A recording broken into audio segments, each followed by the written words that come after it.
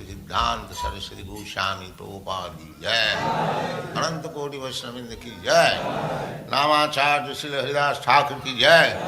प्रेम से कहो श्री कृष्ण चैतन्य प्रभु नित्यानंद श्री अद्वैत गदाधर शिवास आदि गौर भक्तवृंद की जय।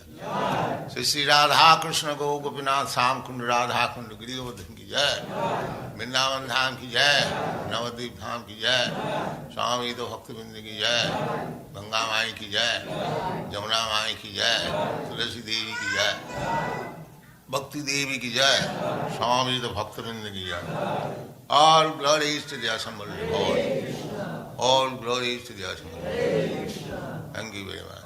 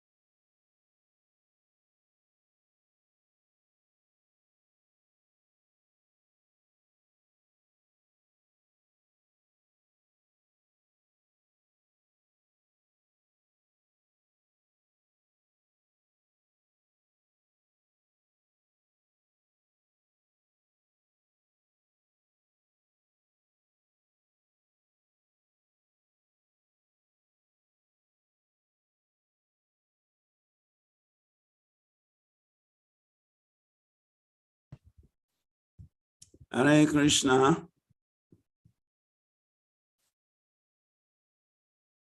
Hare Krishna, Maharaj, you're welcome. Thank you.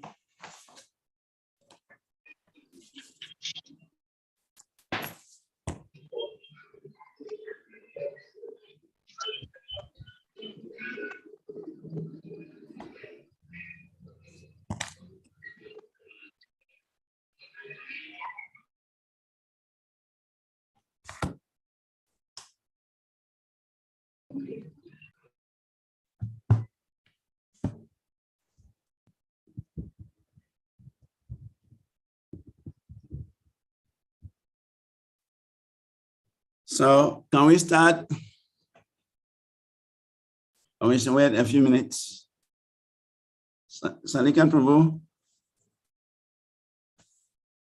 Oh, his host is Sadhya Prabhu, Salika Prabhu. Sadhya Prabhu will take charge. Okay. Sadhya Prabhu, you're not hearing. I think he's trying to connect his okay. Sound. Okay, okay. Yeah.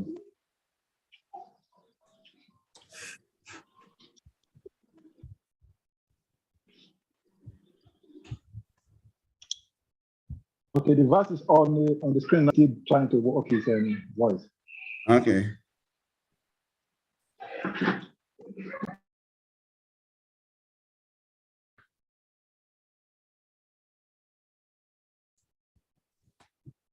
So, Sadhya Prabhu, can we start?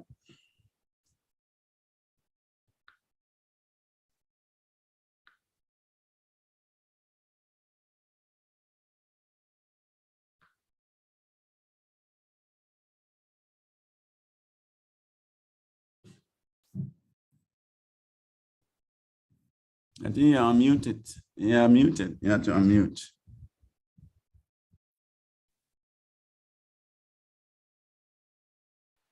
Hare Krishna. Hare Krishna. I think there's having some problem. Yeah, Sadhya Prabhu is having, but Prabhu, you can start. We can hear you. Okay, we can't hear. Okay.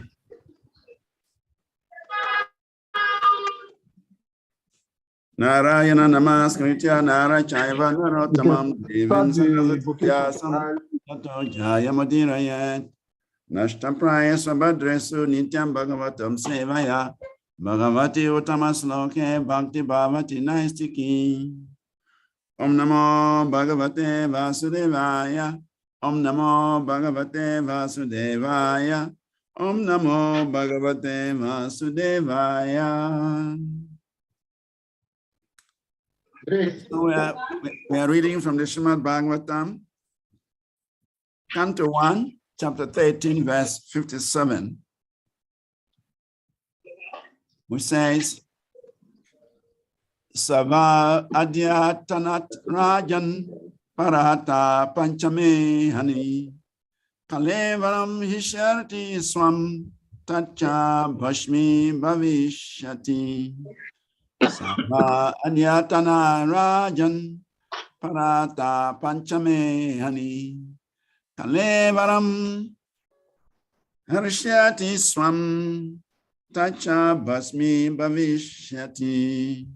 Sava Adyatana Rajan Parata Panchame Hani Kalevaram Harishyati Swam Tacha Basmi Bhavishanti. Word for word translation.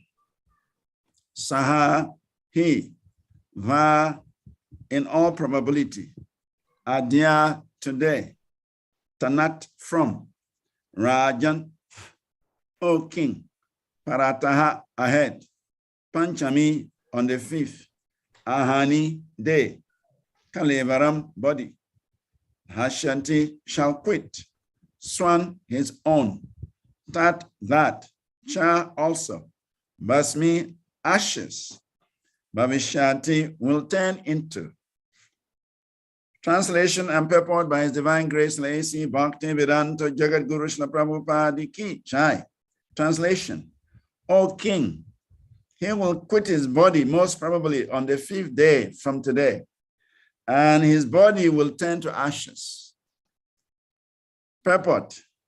Narada Muni's prophecy prohibited Yudhishthira Maharaj from going to the place where his uncle was staying, because even after quitting the body by his own mystic power, Dhritarashtra would not be in need of any funeral ceremony.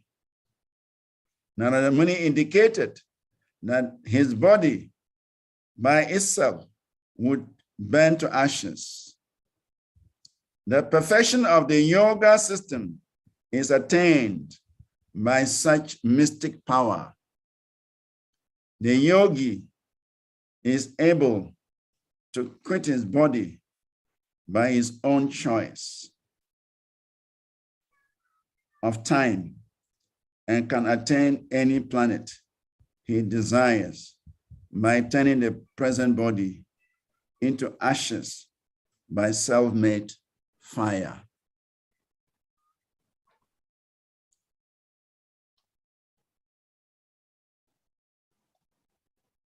Om Gyana Timridasya Gyana Gyana Shalakaya Chakshuramalitam Yena Tasmai Sri Gurave Namaha Sri Chaitanya Manobhistam Stapitam Yena Bhutale Swayam Rupa Kadamahyam Dadati Swapadantikam Vandeham Sri Guru Sri Yukta Padakamalam Sri Gurum Vaishnavam Scha Sri Rupam Sagrajatam Sahagana Ragunastam Vitam Tam Sajivam Sadvetam Savadutam Parijana Sahitam Krishna Chaitanya Devam Sri Radha Krishna Padam Sahagana Lalita Sri Visakam Vitam Scha Nama Om Vishnu Padaya Krishna Prishtaya Bhutale Srimati Bhakti Tirtha Swaminiti Namine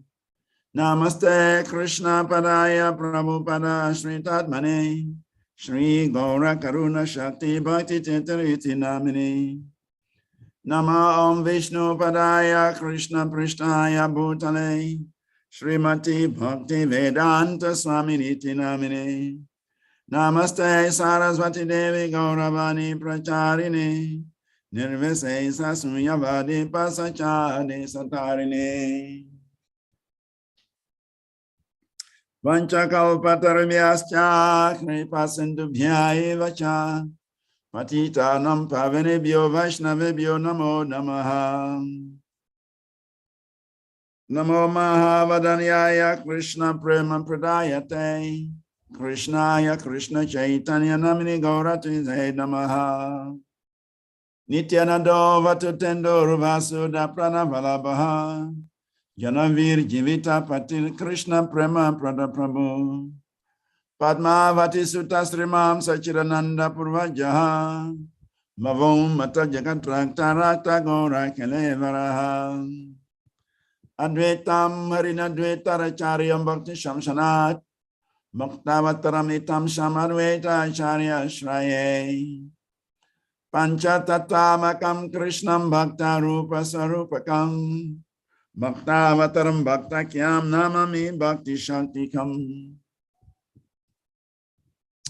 Krishnaya Vasudevaya Devaki Nandanaya Cha Nanda Gopa Kumaraya Govindaya Namo Namaha Nama Pankajanabaya Nama Pankajamaline Nama Pankajanitraya Namaste Pankajagraye Namo Brahmanya Devaya Go Brahmana Hitaya Cha Jagaditaya Krishnaya Govindaya Namo Namaha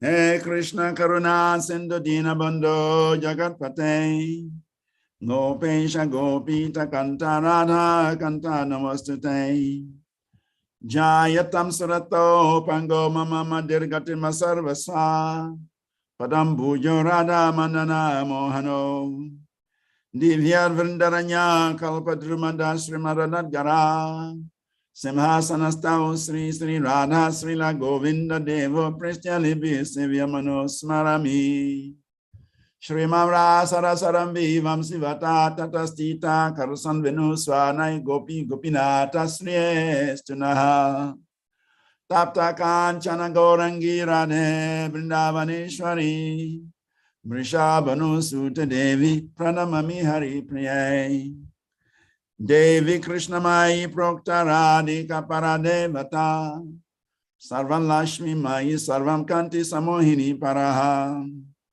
Jai Sri Krishna Chaitanya Prabhu Nityananda Sri Advaita Gadadhar Sivasadi Gaura Bhakta Vrinda Hare Krishna Krishna Krishna Hare Hare Hare Rama Rama Rama Hare Hare Hare Krishna Krishna Krishna Hare Hare Hare Rama Rama Rama Hare Hare Hare Krishna Krishna Hare Hare Hare Rama Rama Rama Hare Hare.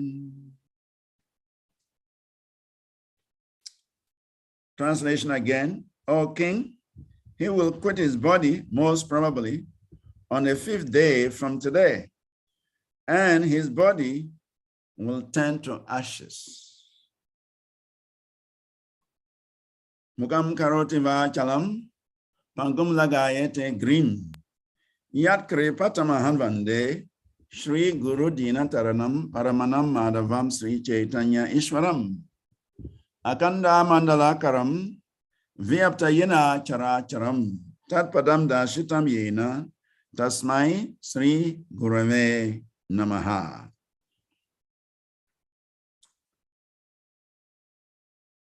So everyone is welcome to today's SRIMAD Bhagavatam class. And before we speak, we seek the blessings of all the Vaishnavas and Vaishnavis present on this platform, so that by their blessings, we can execute this sacred duty of representing Srila Vyasadeva, the author and speaker of SRIMAD Bhagavatam. So today's verse is saying, O king, he will quit his body most probably on the 5th day from today, and his body will turn to ashes.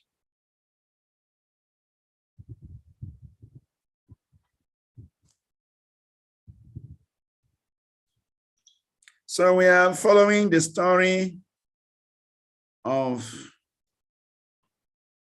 Dhritarashtra quits home.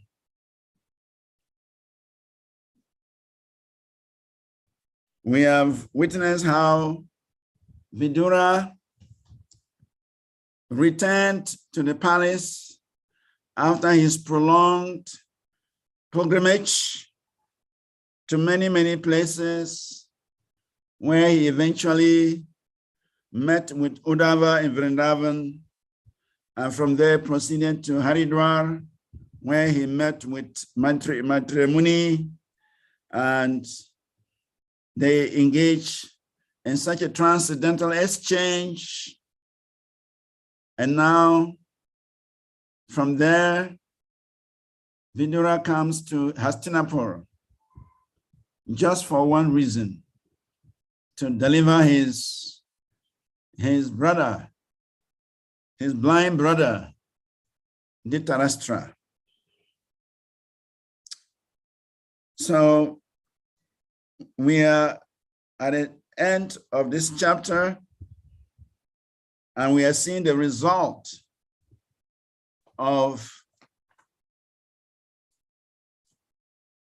the preaching of Vidura.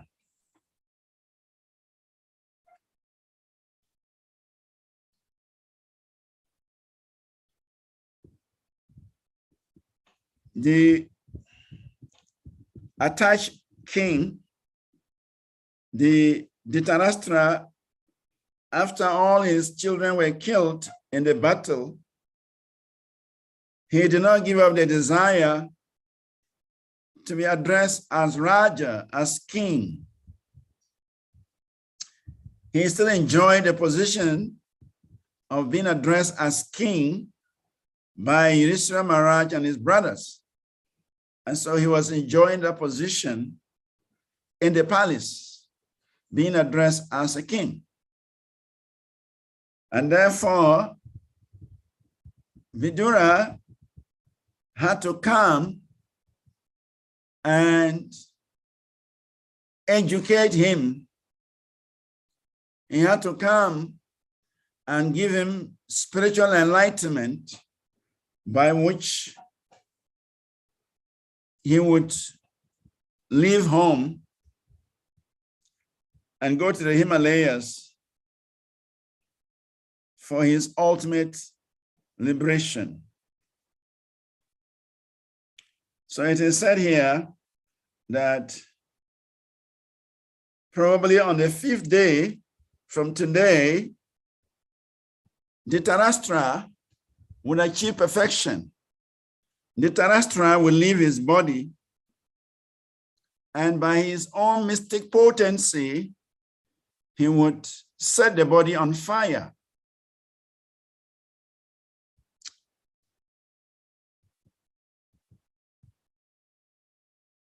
So in this way, Narada Muni is persuading the king, Yudhishthira Maharaj, not to bother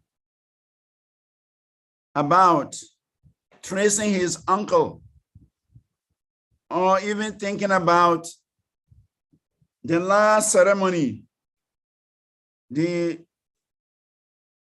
death rites of his uncle.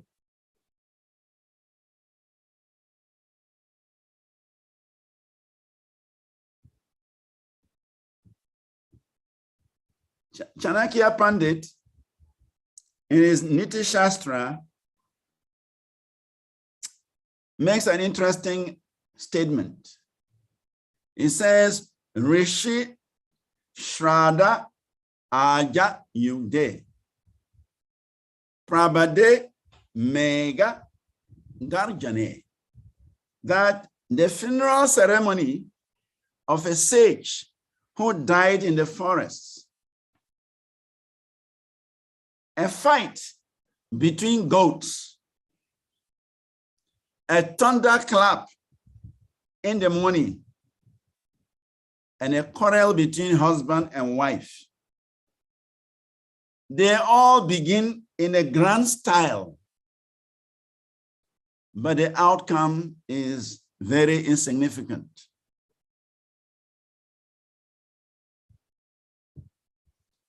The funeral ceremony of a sage who died in the forest, a fight between two goats, a thunderclap in the morning, a quarrel between husband and a wife. All of these activities, they start in a grand style, but the outcome is very insignificant. If a sage dies in the forest, what kind of funeral ceremony can you have? There is no need for a sage. There is no need for a funeral ceremony for a sage who has died in the forest. There is nothing in the forest to celebrate about. A few flowers, a few leaves. There is nothing to celebrate about. And in fact, in the case of Dhritarashtra, there is not even a body to perform any rites. By his mystical potency, he sets the body on fire. He burns the body to ashes. So there is nothing left. So what is the need of any ceremony for a sage who dies in the forest? So therefore, Narada Muni is informing Yudhishthira Maharaj that there is no need for you to go looking for your uncle and try to bring him back. Your uncle has already achieved perfection.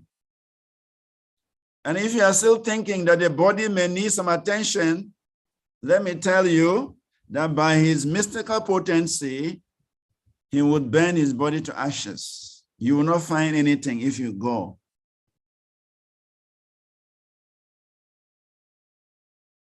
So when a perfected being dies in the forest, when a yogi dies in the forest, when a sage dies in the forest, there is no need for a funeral ceremony because he has attained the goal of life.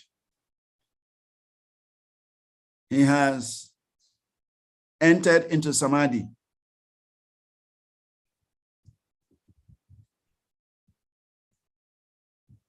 So, Srila Prabhupada writes in the purport that Narada Muni's prophecy prohibited Yudhishthira Maharaj from going to the place where his uncle was staying, because even after quitting the body, by his own mystic power, the Dhritarashtra would not need any funeral ceremony, as his body will be burnt to ashes.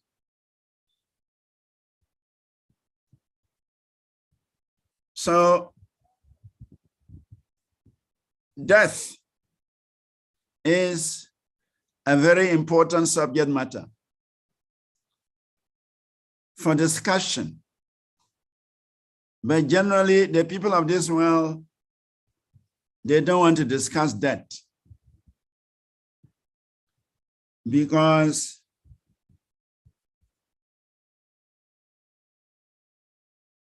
what happens after death is unknown.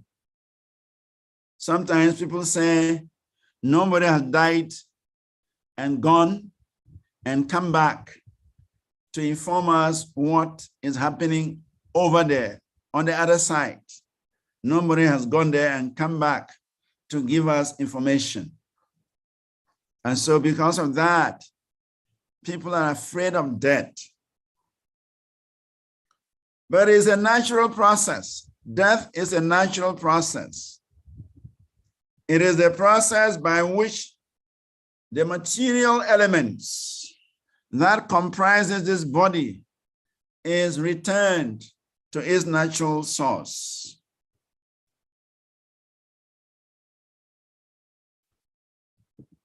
The 5 gross elements and the 3 subtle elements, mind, intelligence, and ego, they belong to the Mahatattva.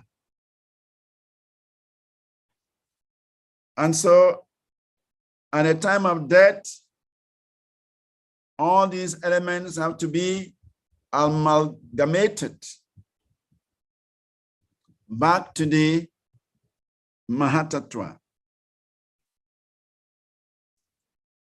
And so by the grace of Mahatma Vidura, the Dhritarashtra has achieved the goal of life.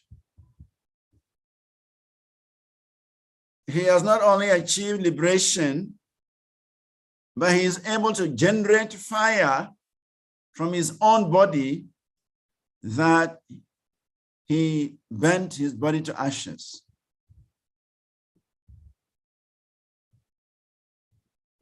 So we can see that whatever achievement the Dhritarashtra is able to obtain is simply due to the mercy of his brother, Vidura.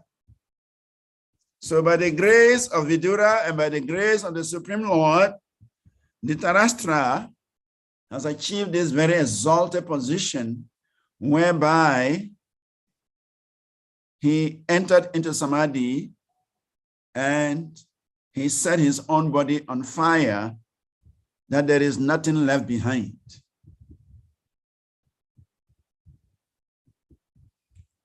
So this tells us that By the mercy of the devotees, it is possible to achieve perfection. Dhritarashtra has achieved perfection. Even though he was such a shrewd politician, he was such a dangerous person in the lives of the Pandavas, he and his wicked son Duryodhana, they planned all kinds of evil things to destroy the Pandavas. Yet, by the mercy of a great devotee of the Lord, like Vidura, Dhritarashtra has attained perfection. He is able to enter into samadhi, and not only that, he is able to set his own body on fire. So it is said, by the mercy of the devotees and the Lord, one can achieve the best of destinations. By the mercy of the devotees and the Lord, one can achieve the impossible. Chaitanya Charanaboja Makaranda Liho Bhaje Yesham Prashadam Matrena Pamaro Pi Amaro Bavet. Pamaro Pi Amaro Bavet. Pamaro means a sinful person, and Amaro means exalted person. So let me offer my respectful obeisances unto Sri Chaitanya Mahaprabhu.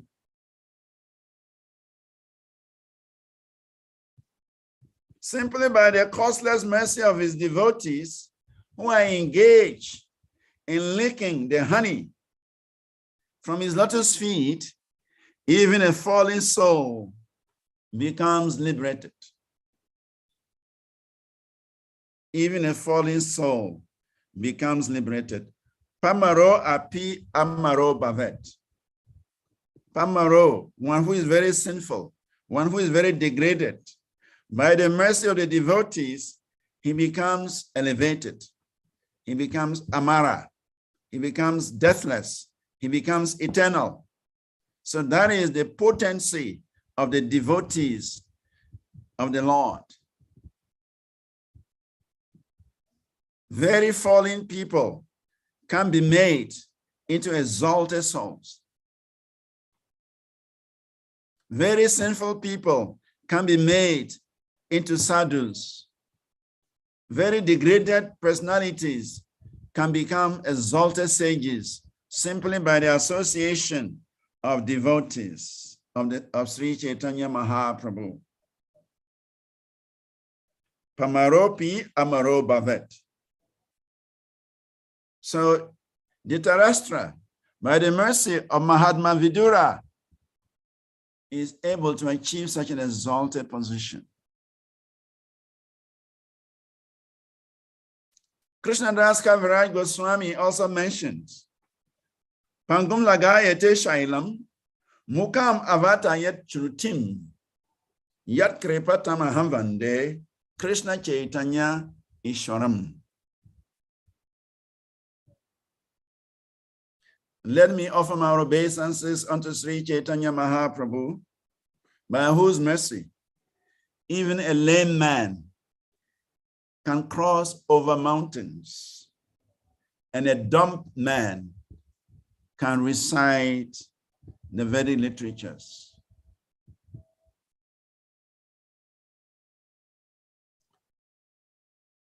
Pangum lagayate shailam. Pangum means a lame person. Langayate shailam. He can climb mountains. He can cross mountains. And mukam means a dumb fellow. Mukam avatayat churutim. A person who is a dumb fellow who cannot speak. By the mercy of the devotees of the Lord, he can become a great orator. He can recite the scriptures very beautifully. So the mercy of the devotees is actually our wealth. And in fact, we must all admit that it's only by the mercy of devotees we have made some progress so far. When we were devoid of the mercy of devotees, we did not know anything about Krishna consciousness. When we were devoid of the mercy of the devotees, we didn't know anything about the Maha Mantra. We didn't know anything about Radha and Krishna. We didn't know anything about the spiritual world. We are just living like animals in this world, eating, sleeping, mating, and defending. That is the business of this world. But as soon as we gain the association of devotees, then gradually our spiritual vision is restored. This is called Jnana Drishti. Jnana Drishti or Jnana Shakshu. The spiritual vision is restored by cultivating spiritual knowledge, which can only be obtained in the association of the devotees of the Lord. So by the mercy of the devotees, even a lame man, he can cross mountains, he can climb mountains. And even a mukha, a fool, deaf and dumb, can become an orator. He can recite the scriptures very beautifully. So the mercy of the devotees, that is our foundation. That is our gift. And so that we should always seek the association of devotees, as we have seen what has happened to Dhritarashtra. Just by associating with Vidura, Vidura was practically kicked out of the palace by Duryodhana, because Duryodhana felt that Vidura was siding with the Pandavas. He was his enemy, so he kicked him out. But here, he comes back and delivers their father, delivered Dhritarashtra, made his life exalted, made him a great yogi, worth reading about, worth emulating. That is the power of the devotee of the Lord. Therefore, Krishnadas Kaviraj Goswami says, Kripa Shuddha Shariryasya Visham Apalavanti Api Nicha Gaeva Sada Bhati Tam Chaitanya Prabhum Bhaje.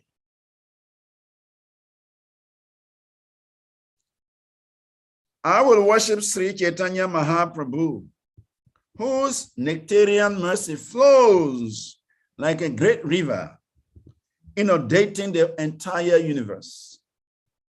Just as a river flows downstream, Lord Chaitanya Mahaprabhu's mercy extends to the most fallen souls. Naturally, water flows from a higher level to a lower level. That is called the Pascal's principle in physics. Water flows from a higher level to a lower level. The differential height causes the water to flow. So similarly, the mercy of Sri Chaitanya Mahaprabhu is described here as flowing from a highland to a lowland. Mahaprabhu is the Supreme Personality of Godhead. He is very great, very exalted. He is Paratapara. He is the best of all living entities. He is Purushottam. He is the supermost human being, supermost personality. Yet he allows his mercy to go to the lowest of people. The lowest of people. And that we are seeing how the mercy of Sri Chaitanya Mahaprabhu has reached everywhere in the world, even among dog eaters, amongst all kinds of living entities, whom by Vedic standards are disqualified from even reading the Vedic literature. But by the mercy of Sri Chaitanya Mahaprabhu, all of these personalities, all of these souls, all of these entities, they are all connected to the mercy of Sri Chaitanya Mahaprabhu. And now the whole world is singing and dancing. The whole world is pulsating with the holy name of Krishna. The whole world is dancing to the holy name of Krishna. And this is the mercy of Sri Chaitanya Mahaprabhu, the unqualified mercy of Sri Chaitanya Mahaprabhu. Mahaprabhu, in the city of Benares, he told Prakashananda Saraswati and his 1,000 disciples that I have brought some goods. I brought some goods to the marketplace. And what are the goods? The holy name of Krishna. Those are the goods Sri Chaitanya Mahaprabhu was carrying from one place to another. He was distributing these goods. So he carried them to the marketplace in Benares. But Sri Chaitanya Mahaprabhu said he cannot find even one person to buy the goods because Benares was a seat of Mayavadis. And Prakashananda Saraswati Goswami, he was the father of Mayavad in Benares. And so when the Lord performed his kirtan in Benares, they were making jest of him. They were making fun of him. Why this young sannyasi, beautiful sannyasi, instead of him studying Vedanta Sutra, look at what he's doing. He's doing some sentimental things on the street. This is not the life of a sannyasi. They were condemning Sri Chaitanya Mahaprabhu.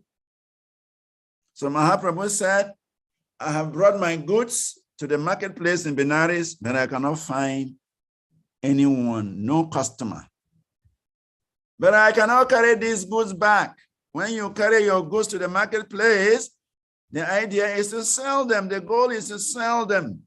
What is the use of carrying your goods to the marketplace only to carry it back home? Then there was no need to even send them there in the first place. So Sri Chaitanya Mahaprabhu said, I have brought the goods to Benares, but I cannot even find one customer. However, if somebody is ready to give me a fraction of the cost, a fraction of the price, I am ready to give it out. So Sri Chaitanya Mahaprabhu, he discounted the price. He discounted the price. And he said, even if one has some little faith, some little shraddha, he was ready to give all the goods to such a person. And actually he did.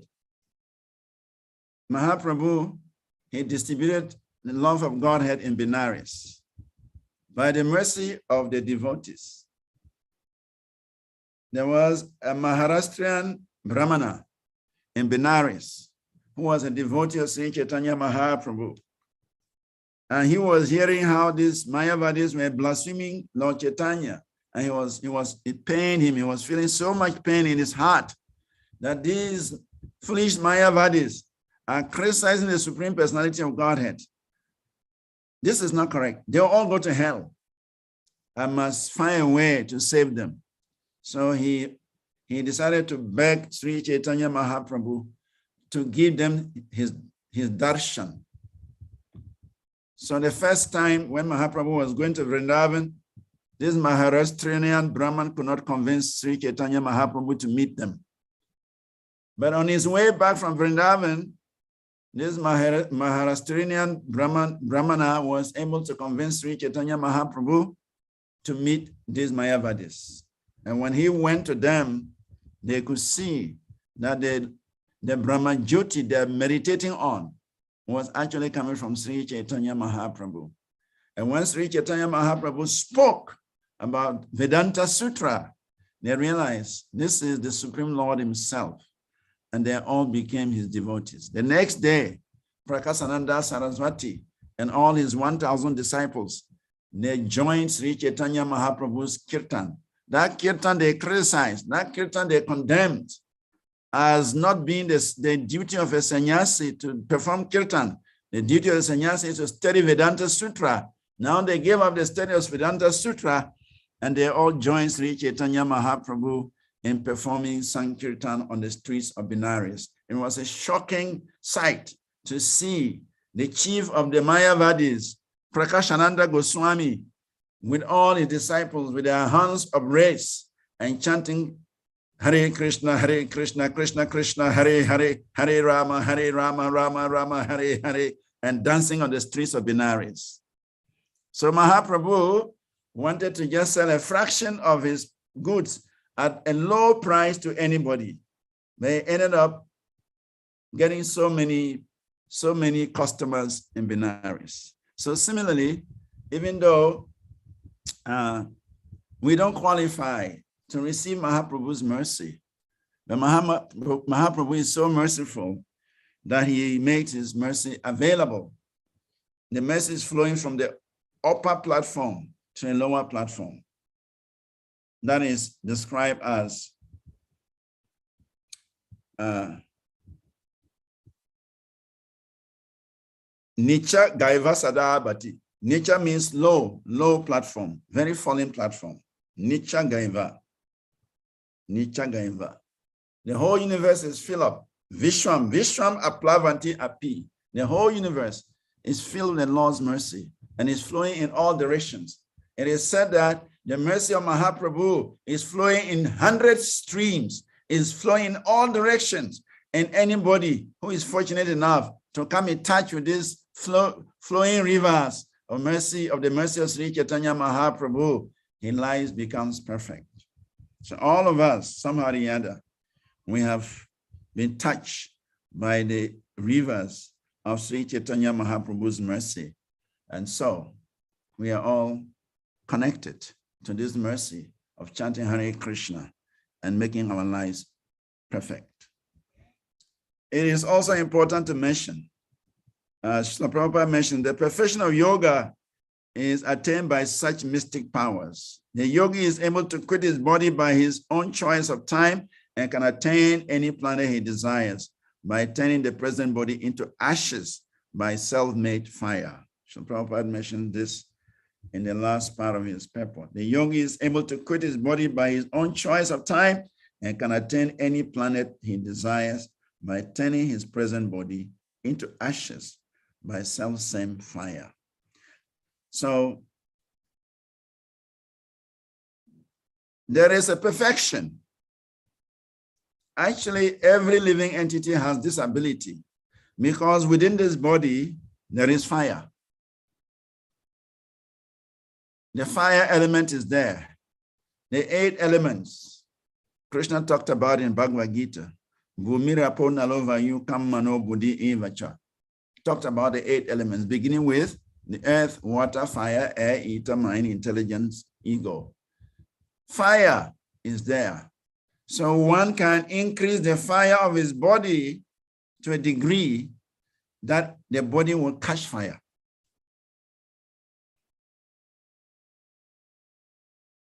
And we see this in the example of Sati.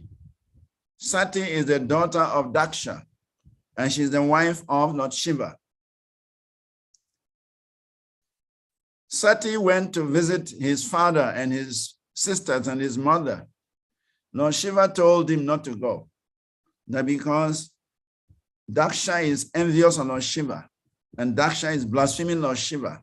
So Lord Shiva told Sati, don't go there.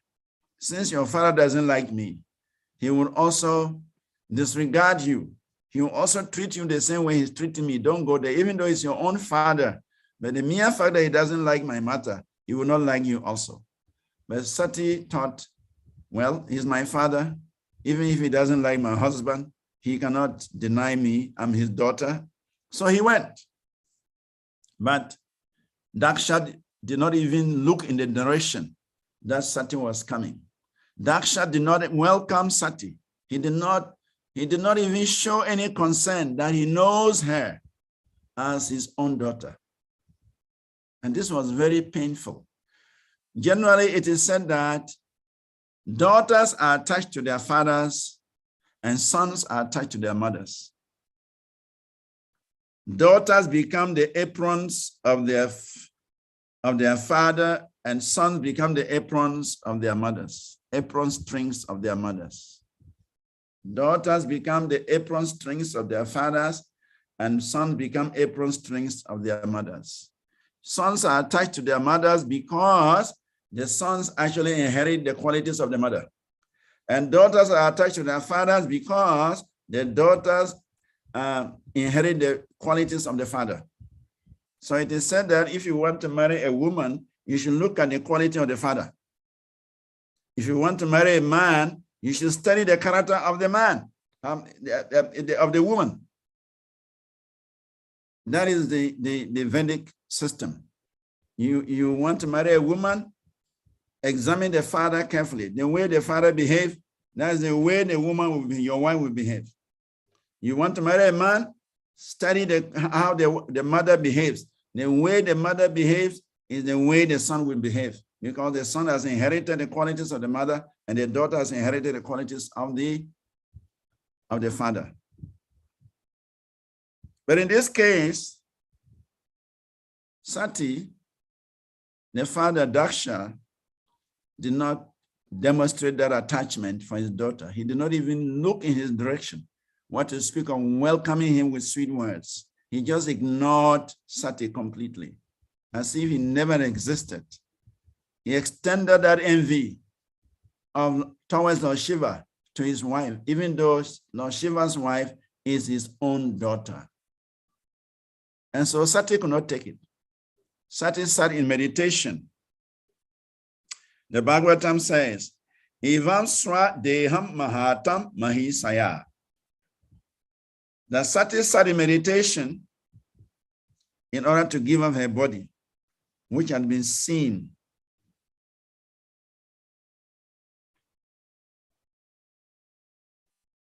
She gave her body, which had been so respectfully and affectionately seated on the lap of Lord Shiva, who is worshipped by great sages and saints.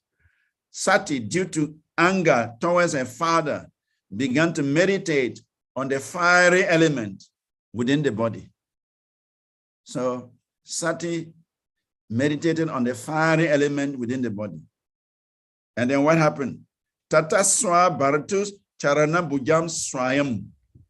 Sati concentrated on her meditation on the holy lotus feet of her husband, Lord Shiva, who is the supreme spiritual master of the three worlds, that she became completely cleansed of all taints of sin and put her body in a blazing fire by meditating on the fiery elements. So, as Prabhupada mentioned here, a yogi is able to quit his body by his own choice of time and can attain any planet he desires by turning the present body into ashes by self-made fire. So the fire is already within us, and one can actually set the fire, as Sati is doing here. One can concentrate and meditate on the fire element, and he can set the body ablaze by meditating on the fiery element. So in other words, Sati decided to leave her body. Sati decided to give up her life.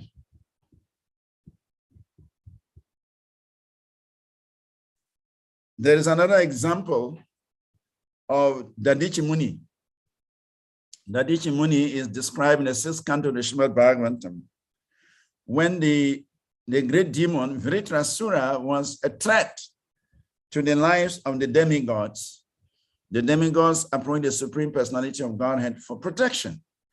And the Supreme Lord told them that this demon cannot be killed by any means. There's only one way he can be killed. And the only way is that they have to obtain the bones of a great sage called the Dadichi Muni. If they get the bones, because of the austerity, the tapasya, the meditation this great sage has performed, his bones are surcharged with great potency. And only those bones, when they are used in making the Vrajra, the thunderbolt, that thunderbolt can kill Vritrasura. Otherwise, nothing else can kill this great demon. He's so powerful, nothing else can kill him. Only the bones of this great sage who has performed so much tapasya, who has undergone so much spiritual transformation, only his bones can kill this demon, Vritrasura. So he said the demigods, they should go to the Dadichi Muni and begged him for his bones. So the demigods, they approached the Dichimuni and they begged the Dichimuni, please, can you donate your bones to us? We need them. If you go begging for somebody's bones, what does that mean? It means you should die. So the demigods, they went to the Dichimuni and they begged for his bones. Please give us your bones. Of course, the Dichimuni was a very detached, self-realized sage. He was very exalted because it's the Lord himself who recommended him. So the Lord knew his disposition, his spiritual disposition. And that's why he sent the demigods there. But the Dichimuni wanted to teach some lesson. So he entered into some debate with the demigods.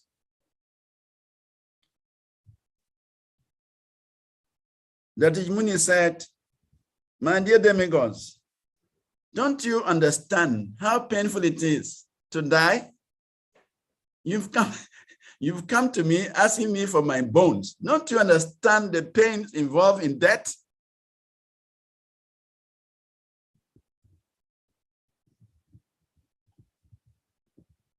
Then the demigods, they also offered their argument. They said, well, we know it's painful to die, but see, this demon is threatening everybody. He's threatening everybody. He's swallowing everybody. So, and the Lord says he can only be killed by using your bones. So you can sacrifice your life for the betterment of all. If you alone, you leave your body, give us your bones, and we can kill this demon so that the demigods will be free. You have saved a lot of lives. Otherwise, he's going to consume everybody. So anyway, the Dichimuni said, if one is unhappy to see the distress of other living beings and happy to see their happiness, his religious principles are appreciated and imperishable by exalted persons who are considered pious and benevolent. So there was a lot of debate. Actually, there was one important statement that Dichimuni made. He said, in the last part, he said that those who beg, they need to understand the difficulty in giving. And those who give, they should also understand the difficulty in begging. So each of these parties have a challenge. For somebody to beg you, he must swallow his pride. Otherwise, he cannot beg. So it's a big austerity for somebody to beg. He has to, first of all, give up his pride to be able to approach somebody and say, please give me something. So the Dichimuni said that there is a great austerity for the demigods to come to him to beg. They have given up their pride to come to him to beg. But the demigods must also understand to give is also very difficult. To part away with their property is also very difficult. So there's a difficulty for the beggar and there's a difficulty for the giver. Then he said, everyone should be unhappy to see others in distress, and he should be happy to see others happy. That is the Vaishnava principle. Atmavat sarva bhuteshu. Treating others as you expect others to treat you.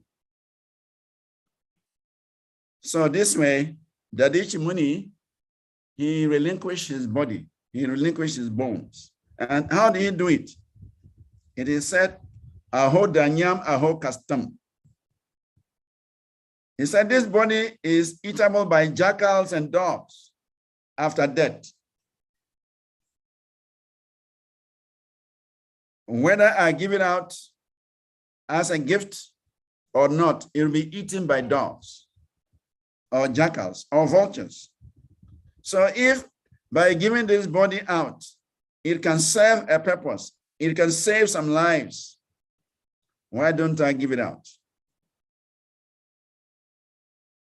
So Shukadeva Goswami describes how the Dichimuni, the son of Atharva Muni, resolved to give his body to the service of the demigods.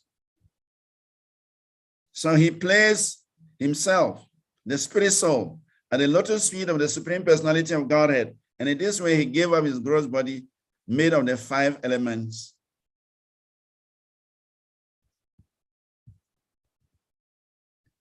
He said that when he controlled his senses, his life force, his mind, his intelligence, and became absorbed in trance.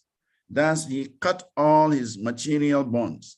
He could not even perceive how his material body became separated from his soul.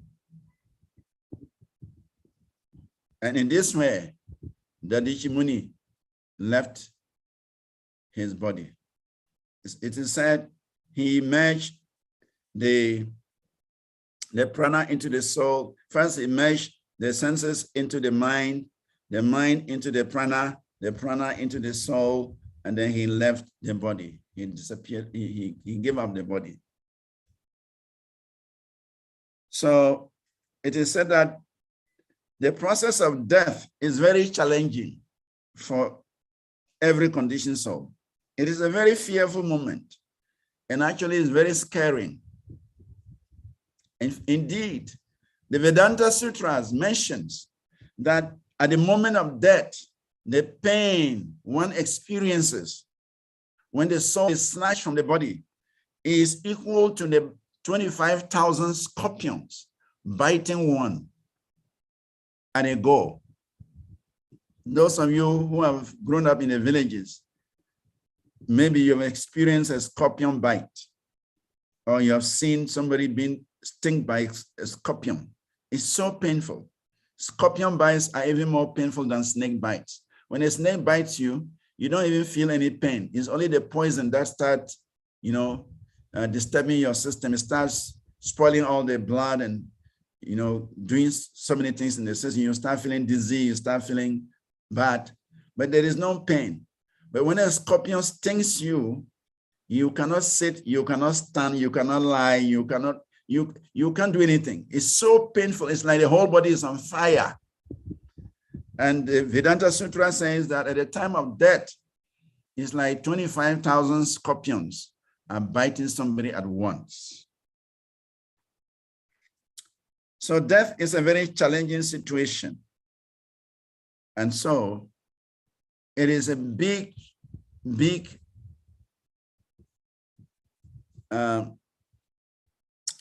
challenge how to get out of the body. The Tarastra is able to give up his body very easily because of the spiritual perfection. He was able to leave the body and set the body on fire. Sati is able to leave the body and set the body on fire. Dadichi Muni, he is able to detach himself from the body. He didn't even know when he left the body and gave the body to demigods. Even there is a story of Sankaracharya. Sankaracharya was sent by one spiritual master to go and preach to his disciple. The disciple was a grihasta. And when Sankaracharya went to preach to this grihasta, the grihasta disciple of the guru said, "You are a sannyasi, you have no experience of household life. How can you preach to me? How can you advise me? I know my problems in my household life. You are a sannyasi, you have never married before. How can you advise me?" So when Sankaracharya heard this, he decided to leave his body and enter the body of a sick king. There was a king who was almost dying. So Sankaracharya left his own body under the care of one of his disciples, and he entered the body of a king who was about to die. And then the king came back to life. And so Sankaracharya, now as a king, experienced household life. He experienced how to manage the state. He experienced different things of household life, dealing with the queens, dealing with the children, dealing with the warriors, dealing with the enemies and all that. And then while he was living as a king, the Smarta Brahmanas and the Buddhists, they heard that the body of Sankaracharya was left somewhere. And so they decided to go and destroy it. And Sankaracharya understood. So when he understood that these Buddhists and Smartas who were his enemy want to destroy his body, he has to leave the body of the king and then enter his body again. So all that I'm trying to say is that death can be by choice. Actually, that's the position of a spiritualist. Even though people are afraid to die, people don't want to discuss death. But for the devotees, death is nothing surprising. Death should not be so frightening. Death should not be such a thing that we don't want to discuss. Death is just a process. Death is part of life. Actually, it is said that as soon as you are born, death is following you. Life and death are two sides of a coin. And whether we like or not, it's going to happen someday. So therefore, it is better that one discusses the details of it, one prepares for it, and one be ready for it, because it can come at any moment. So therefore, Panicking Maharaj, he was asking Shukadeva Goswami in the SRIMAD BHAGAVATAM, what is the duty of a man who is about to die? And then Shukadeva Goswami, he told Panicking Maharaj, he says, Antakaletu Purushaha Agate Gata Sadwa Saha Chindyat Asangashastrena Spriham Dehe Nuye Chatam. At the last stage of one's life, one should be bold enough not to be afraid of death. One should cut off all attachments to the material body and everything pertaining to this body, and then one can safely go back home, back to Godhead. So death is by choice. It is not by compulsion. For an elevated soul, for an advanced soul, death is no more frightening. Death is no more something one is afraid. He knows that death leads to a higher life. Death means he is going to meet Krishna. Death means he is doing away with this material body, which is giving him trouble.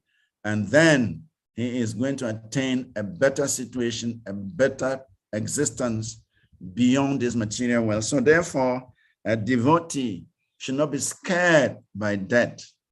A devotee should actually see death as a stepping stone to the spiritual world, just as Dhruva Maharaj did. When Dhruva Maharaj, it was time for him to leave. When the Vaikuntha men arrived with the golden aircrafts to pick Dhruva Maharaj, he stepped on the head of death and entered the Vaikuntha aircraft and left this world. So Srila Prabhupada explained that a devotee should be so Krishna conscious that death cannot frighten him. A devotee should be so Krishna conscious that he can even step on the head of death and enter the spiritual world.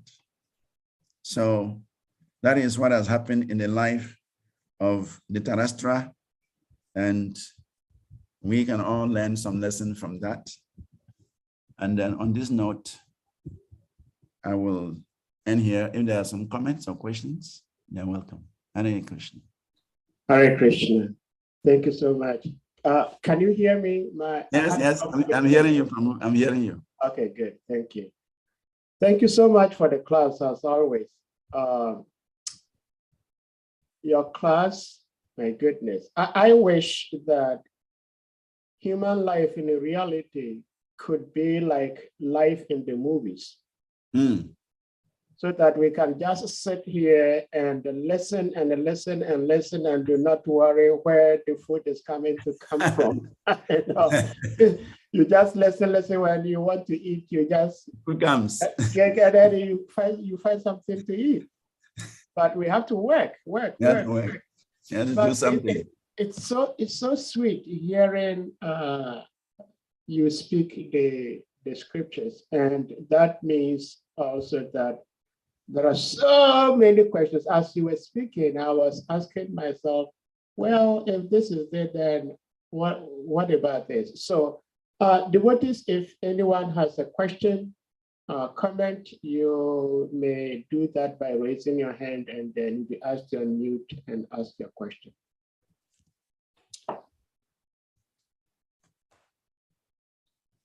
Ganga Prashad Prabhu, please go ahead, unmute, please. Hare Krishna Maharaj. Hare Krishna, Ganga Prasad Prabhu, I say my humble obeisances.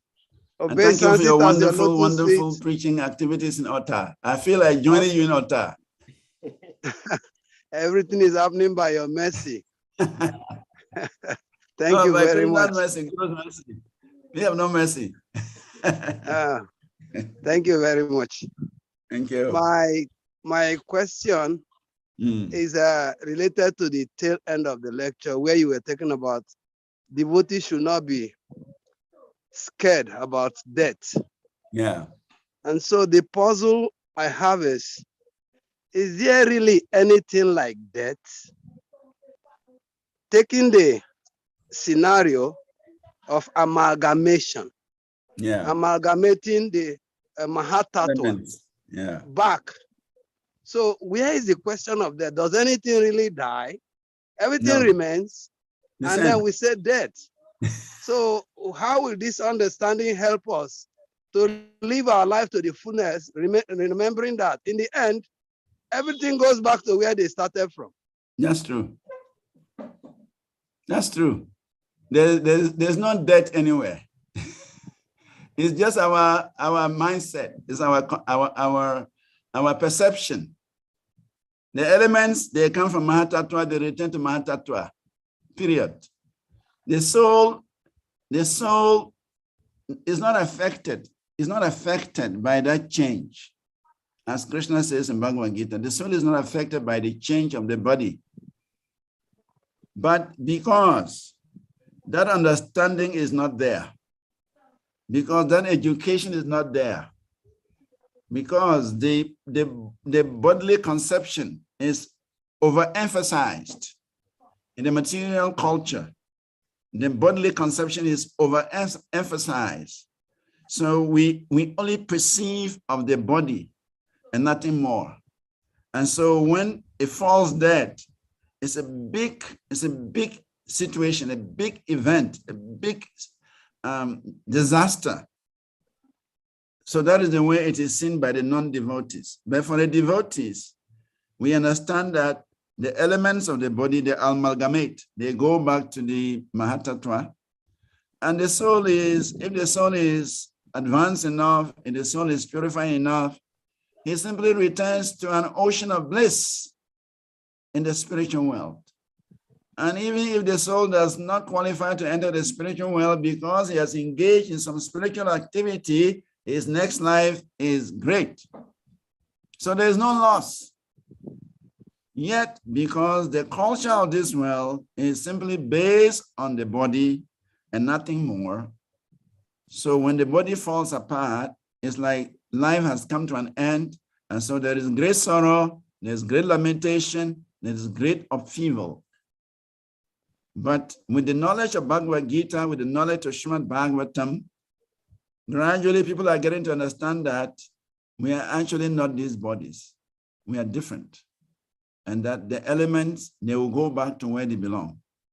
Water will go to the water, earth will go to earth, fire will go to fire, air will go to air, ether will go to ether, intelligence to intelligence, mind to mind, ego to ego. They will go back to their natural states. And the soul goes on to either higher wealth, higher existence, or whatsoever. So actually, for an enlightened soul, there is not death. But for an unenlightened soul, he sees death. So it's a matter of perception. Hare Krishna. Thank you very much. Hare Krishna. Hare Krishna. Well, I have something to say about this topic because I think that there is what we understand to be death, but there is death. The problem is how people understand it. You know, and the understanding of death, whether we understand it as it is or in a very shallow way, does not rule out the fact that there is such an activity called death. Because even if the enlightened souls, they also use the same word, death. That's why in the scriptures it is said that for one who is born, death is inevitable. Yeah. So if the scriptures are saying that, and I don't think most of us, if not all of us, are not as enlightened as the scriptures. So if the scriptures are saying that there is death, then there is. But the difference lies in how we understand it. And like you explained it, Prabhuji, that is the elements going back to their original source, whereas most people don't understand that. But the word death cannot be ruled out. It exists. Yeah, that means the separation. What it means is the separation between the soul and the body. Yeah. The definition of death means at the point when the soul is separated from the body, that is called death. Permanently. Yeah. Yeah, so when it's like in dreams, we actually leave the body in dreams, then we come back. Yes, because it's not permanent. Yes. It's not permanent. In sleep, we leave our body, we come back, it's not permanent. But when the soul leaves the body forever, it doesn't come back to that body again. That is described as death. Exactly. Yeah. But I think what Ganga Prabhu is saying is that from the spiritual perspective, if you look from the spiritual perspective, what is dying? What is the element that is dying inside this situation? The element that we are calling death or the dead body simply returns to its normal state. And the spirit soul, who is the owner of the body, also goes to its destination.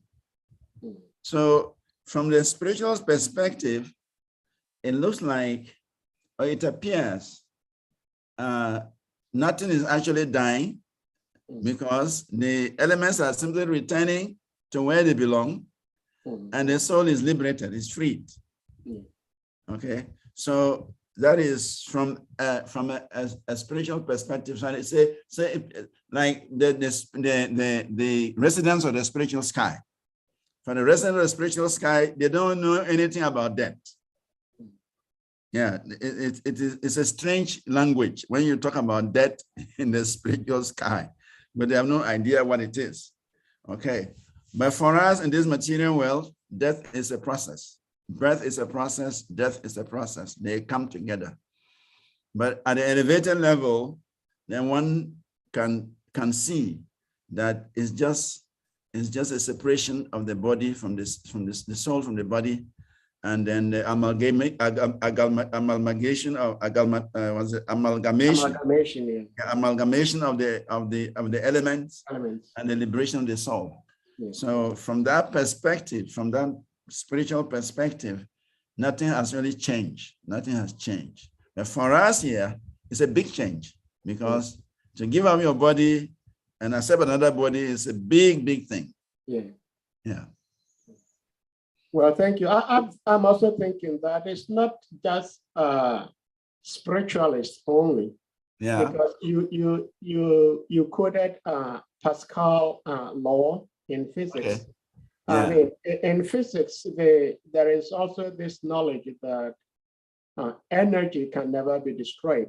That's right. And so scientists who accept that this body is being occupied by an energy, then when the energy leaves the body permanently, the energy gets transformed, but it never gets destroyed. So yeah, that's true. Kind of similar to that. Prabhu, please, you may unmute. Yeah, thank you very much, Prabhu. Hare Krishna Maharaj. All glories to Guru Deva Prabhupada. Nice to see you. All glories to you, Maharaj. Today's topic is a very interesting topic. It's a topic that every Vaishnava sometimes, when you are in your seclusion, you meditate on. Because we hear it a lot in our lecture. Okay. But like for me, the way I think about death, sometimes when I think about it, I see that only those who are in the material world lament. Those who already who leave the body, they're in another dimension, in another world, whatever they are, they are adjusting themselves to that situation. So my question is that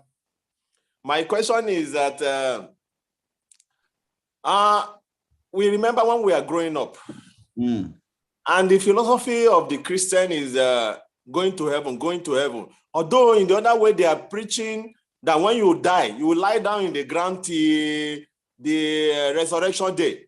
So because they are of the fault in this philosophy, I think many people were thinking about it. And as a particular time, now brought about the age we are in now, nobody is care about the activity they are doing again, because they think that, okay, let me just do whatever I want to do. If I want to sing, commit sin, if I want to enjoy. After all, if I die, I will just lie down there till the resurrection day. So Maharaj, I don't know. So how can you help in this? Because whether way we think about it, if it's a Vaishnava thinking or this other religions thinking, at the end of the day, he said that he softened your heart or he hardened your heart. So how can we understand this, Maharaj, please? Well, the fact is that the body, you see, the Christian perception of the next world is funny, because they think that the body remains in the grave for donkey years, and then until the day of judgment, and then everybody is brought out of the grave, and then judgment is passed, and those who will go to heaven go to heaven, those who go to hell will go to hell. So that is their perception. But even in their own Bible, there's a contradiction of this philosophy, because it talks about the death of Lazarus and the rich man. Lazarus was in heaven, and the rich man was in hell. And the rich man wanted Lazarus to place a drop of water on his tongue because he was being parched. He was very thirsty because of the heat in hell. So he was begging Lazarus if you could just put a drop of water on his tongue so that he can parch his thirst. And Lazarus said, there's a gulf of difference between me, where I am and where you are. It's not possible for me to bring you water. Then the rich man said, then can you tell God to let me go back? Having experienced this situation, God should let me go back so that I can inform people that there is hell, there is suffering, and they should lead better lives. Please, if God will allow me to go back, I'll be a changed man, and I'll also change others. And Lazarus said, there are enough preachers out there. You don't need to go there. So there are enough people out there preaching. Your presence is not required. So in these verses, we can see that what they are saying, that the body lies in the grave for centuries, for donkey years, is not so. Because the case of Lazarus, as soon as he died, there was judgment, he was in heaven. And when the rich man died, there was judgment, he was in hell. It is reported in the Bible. So where is the question of lying there for donkey years until they ring a bell, resurrection, and then everybody comes out of the grave, and then there is judgment? No. You see, they're confused. So the real thing is that as soon as you die, there is judgment. Yamaraj is very expert. Yamaraj is ready for everybody. Yamaraj has enough constables waiting to take care of everybody at every moment. So there is no question of waiting until the judgment day. When is that judgment day going to come? Nobody knows. And we are going to follow Lord Brahma's time, 311 trillion, 40 billion years. That is how long they are going to stay in the graves. It's just unbelievable, So their philosophy is a confused philosophy, because they contradict themselves even in the same scripture. So the understanding is that once you leave your body, there is judgment, and your destination is decided. Otherwise, this idea of sleeping in the grave is not true.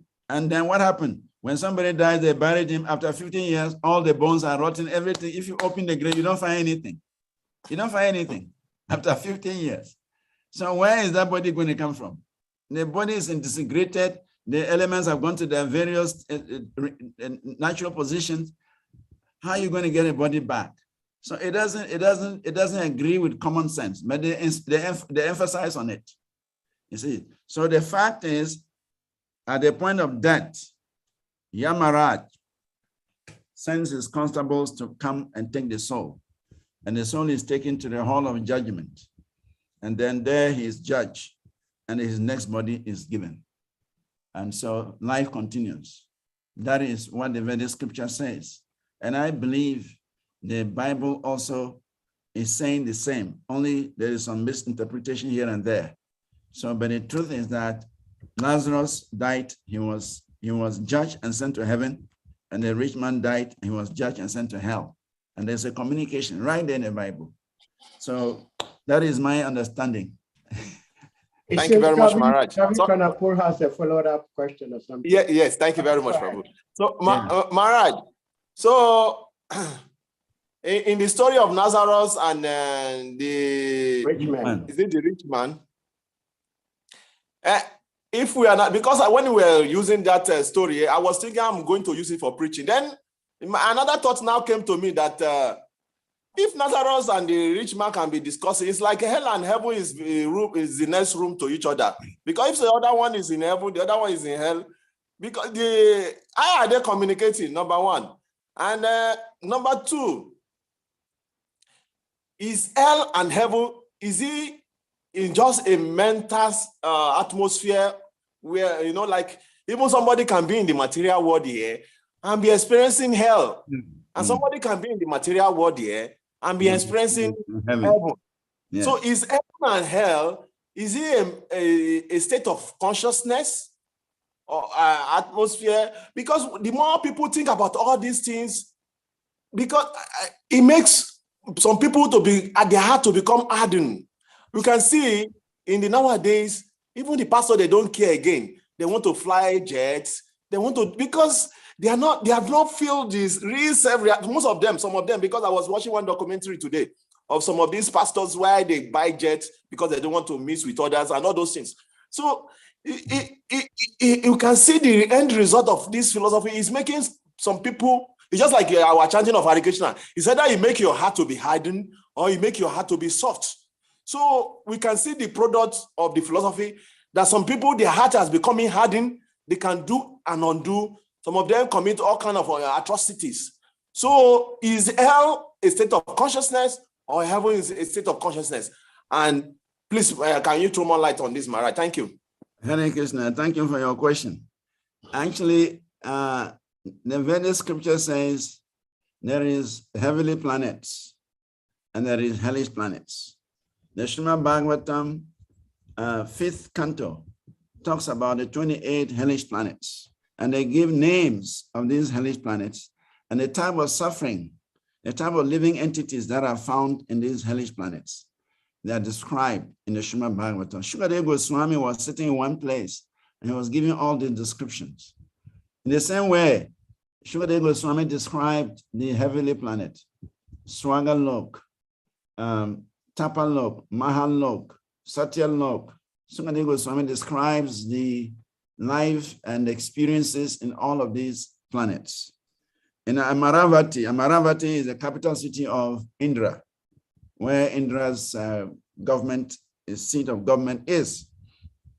It describes how the Apsaras, they dance in the court of court of Indra, and how they entertain everybody there. And the pleasures that go on there. There are gardens called Kanana gardens, where there is beautiful lakes and beautiful flowers and beautiful scenes and so on and so forth. So it is not just a mental state. There are hellish planets one can experience, and there are heavenly planets one can also experience.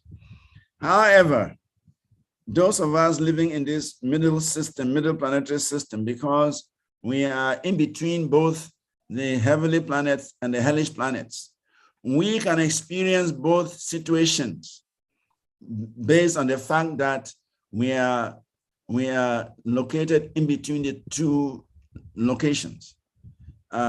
Certain activities will attract a hellish situation, and certain activities will attract a heavenly situation.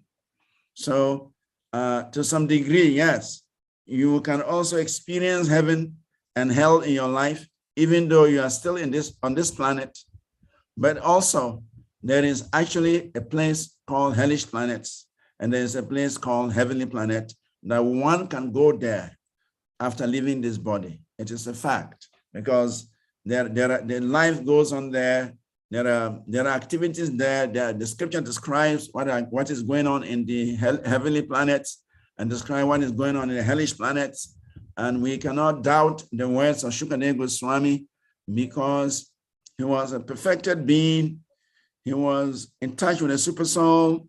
He was such an exalted personality. He could see the whole universe from one point. And so whatever he was saying, out of his deep, deep meditation, out of his deep, deep realization, we cannot doubt that. And so we accept that there is a hellish planet, or there are hellish planets, and there are heavenly planets. But in between, we are in the middle. So we can experience both locations, both situations, depending on our situation. So that is what I can say from the Vedic scripture. Hare Krishna, thank you so much for reading. Thank you, Maharaj. Hare Krishna. The answer to your question is, well, heaven can be a state of consciousness, but there is also a geographical location. Location, exactly. Yes. Exactly. Yeah.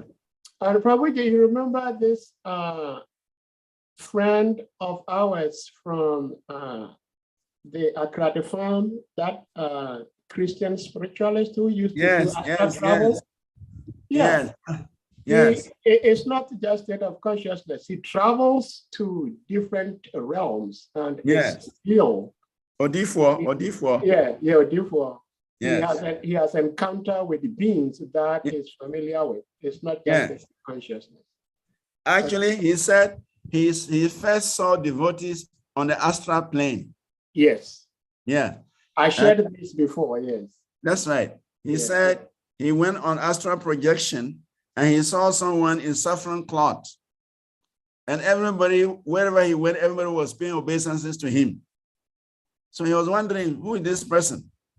And right the next day, Gagarishi was passing from the farm to Akosombo or somewhere. He crossed the river and was walking. He saw this, the same dress he saw in a dream. He saw somebody wearing the same dress passing by. So he sent one of the secretaries to run and call Gagarishi back. And that's how he got to know about Krishna consciousness. When he brought Gagarishi told him he's a Hare Krishna man, he has some books. So he bought all the books he had with him. And that time he started reading and started chanting and started. So it is true that there is a heavenly planet and there are hellish planets. Okay, thank you so much. Hari Chakra Prabhu, see, there is a question in the chat room, but I would hold off of it because I want to see if Hari Chakra Prabhu's question is in line with what's being discussed now. Okay. Hare Krishna Prabhuji. Hari Chakra, unmute. Sir, let the next person go. I'll come next. Okay. Okay, then Prabhuji, let me read the question. The question in the chat box. From Madhavraj Taruni. Because I also had a question on what she's asking. You were talking about girls taking on the qualities of the father, and then boys taking on the qualities of the mother. So her question is, my obeisance is so glad to Shafar, but thank you very much for your sweet class. With regard to the comment that daughters vertically have the qualities of the father and the sons of the mother, many of us do not come from families of children of devotees. My question is, how could we change or improve the acquired qualities? Because our fathers, our mothers were not devotees, so they did not have these wonderful qualities. And therefore, whatever qualities we imbibe from them may not be helpful. So her question is, how do we change or improve these qualities we've inherited from our parents? Well, thank you very much for that question. Mahaprabhu's movement is very powerful. Mahaprabhu's movement is very powerful. And that if we just follow Mahaprabhu's instructions, it is possible to improve. That's why that verse, Pamaro api amaro bavet.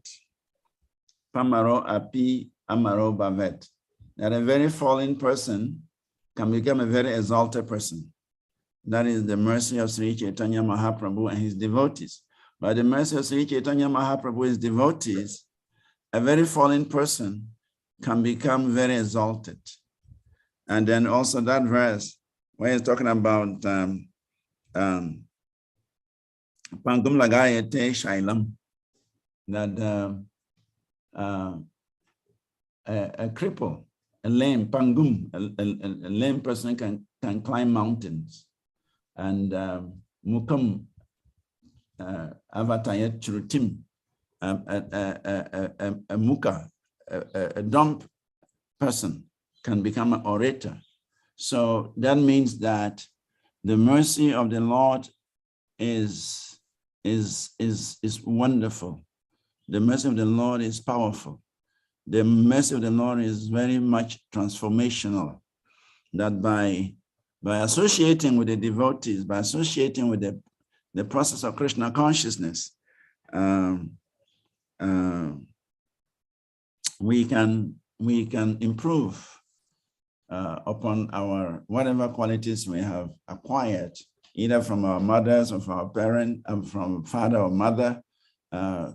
Krishna consciousness is very powerful, it's very transcendental, and it has the ability, the capability to change even the most fallen person, even the most degraded person. And the example is always there, that Jagai and Madai, they were the worst of people, they were the worst of sinners, but simply by the association of the devotees and the Lord, they became very exalted, and they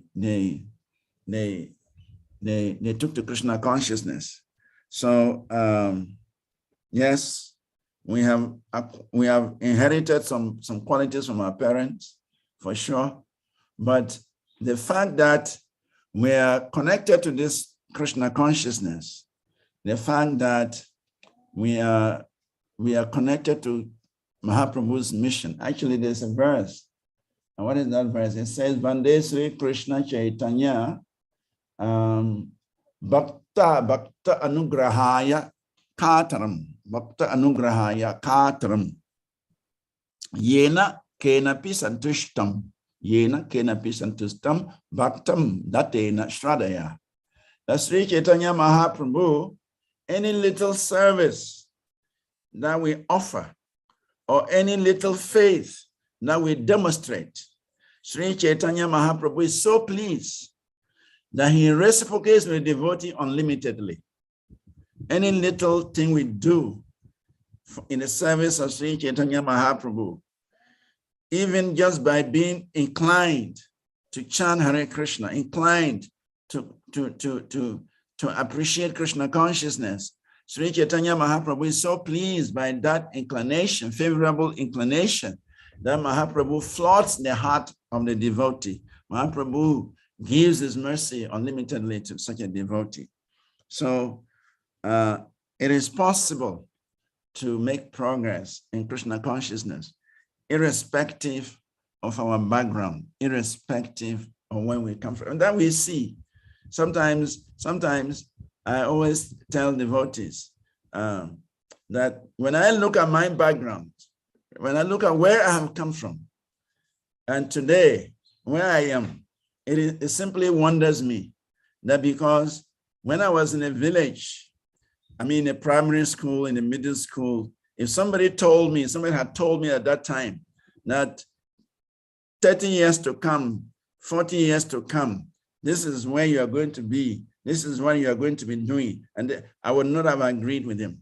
If somebody had told me I'm going to lead this life I'm leading now, if somebody was going to tell me that I was going to go to India and study Vedic literatures and all this, I would have said no. I would have said impossible.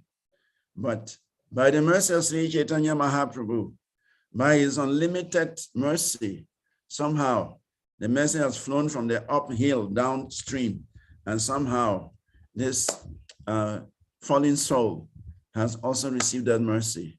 And that mercy has a very powerful effect on the life of everyone, irrespective of where you find yourself. So Mahaprabhu's mercy is unlimited.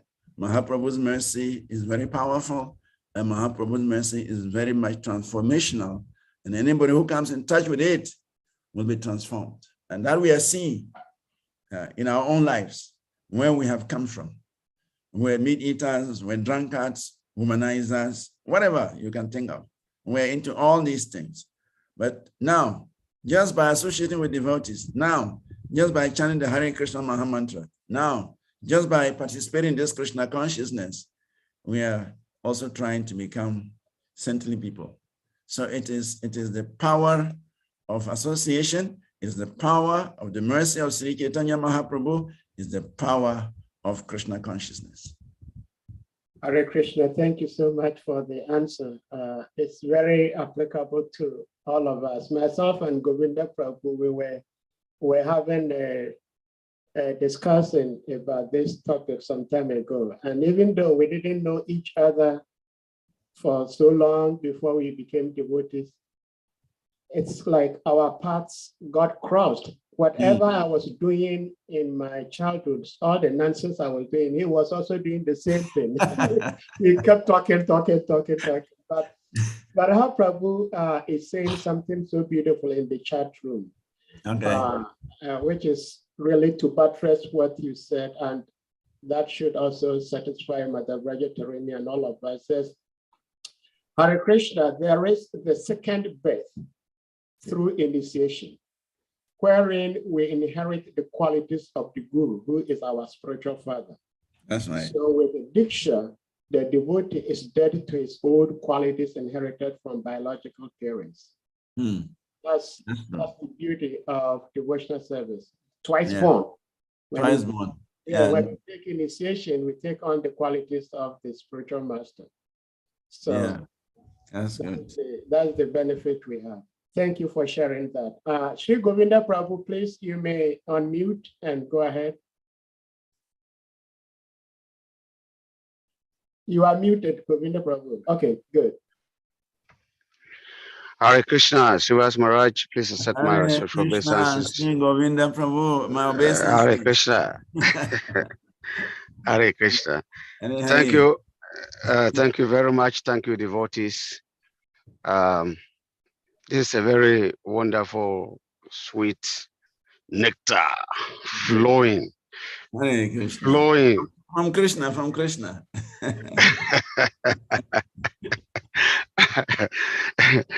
But you know, I'm very sorry that I have to take you back. No problem. We understand from the Vedic literatures that around this body there are 10 gates. And at a point of death, the living entity can pass through any of these gates. Yeah. And when whichever gate he passes through, there is a very there's a special sign that proves that the soul passed through the nostrils or the mouth or the ears or the eyes. Yeah. And so connecting that to the pain in one giving of the body, we understand a little bit about pain. Maybe we've not really experienced pain. But if one is thrown into fire, the kind of pain that he goes through, everybody can understand how he's feeling. If one is being beaten by sticks, if one is being whipped, the person shout and scream and try to jump out and try to do everything possible to escape. So if the death pain, it's like the beating of a scorpion in the multiple times of that pain, then we don't really see that. We don't see that from a dying person. No. We can only see the sign that he passes through the nostrils, and so some sign will show through the eye will be big. Sometimes he passes through urine or vomit or, passing stool.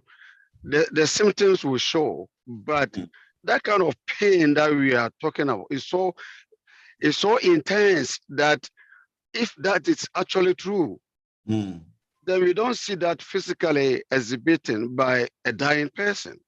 So my question is that pain experienced on a subtle platform? Is that the reason why we do not see, or it's experienced through the senses? And if it's experienced through the senses, it must to manifest it through the body reaction. Yeah. And that is the question number one. And the number two question is, naturally, everybody is afraid of death. The animals, even the child born today is afraid of death.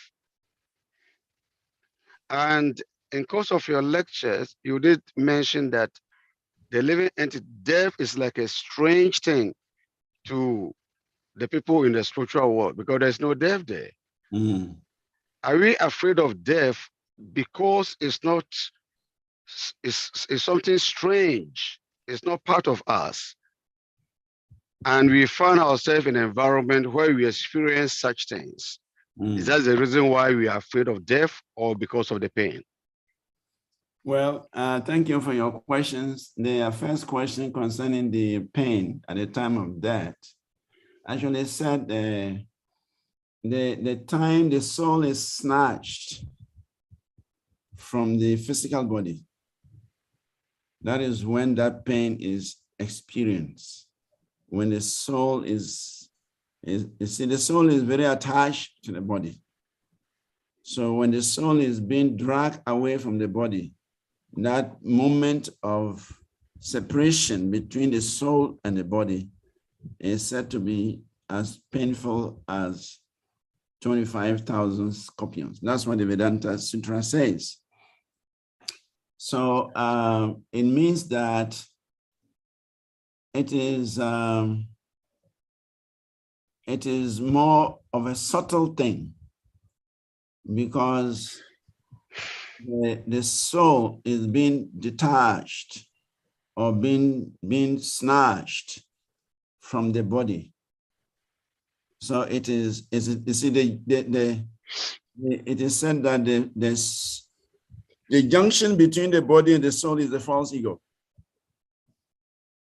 The false ego is the binding force between the soul and the body.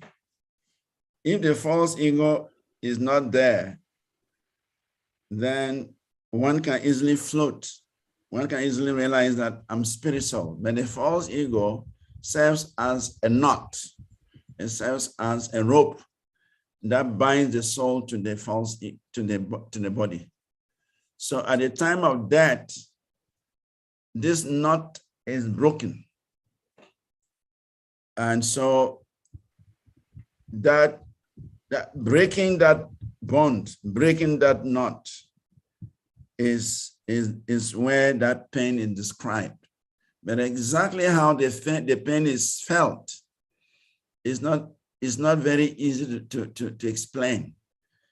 So it could be that it's a subtle thing, because is the subtle aspect, the subtle relationship that exists between the soul and the body through the agency of the false ego that is being broken. And so it gives such pain.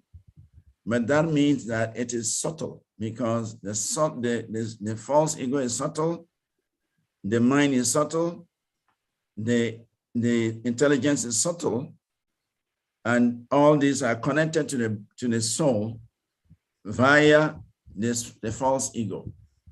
So it may not be perceived from outside how the fellow is feeling that pain, because it may not be perceived, but that does not mean that the fellow does not undergo it, because Vedanta Sutra says so. And we know that to give up the body is, because of our deep attachment to the body, it's very difficult to give up the body. In fact, it is said that even when the soul leaves, he tries to enter the body again. Even after death, when the soul is out of the body, it said the soul tries to enter the body again.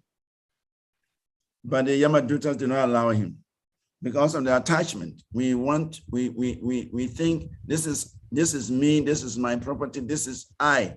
How can I be separated? So that deep attachment creates the pain. But how the pain is experienced, that is the topic of discussion, the topic of debate. Whether it is experienced through the mind, through the ego, through the intelligence, but definitely, if it is experienced in the body, we should see it. But in most cases, we don't see that magnified pain in the body. Because in a few cases, we see some people, they struggle a lot before they die. In a few cases, we see people, they're in such agony before they die. There are a few cases like that, but it's not a general rule. So it means, therefore, that suffering, that pain is a subtle thing that happens in the subtle body, that happens in the false ego, because that is where the link is. The link between the body and the soul is by the false ego. So the pain is there. So is it? Yeah. So is the false ego? We also understand that there's a silver cord.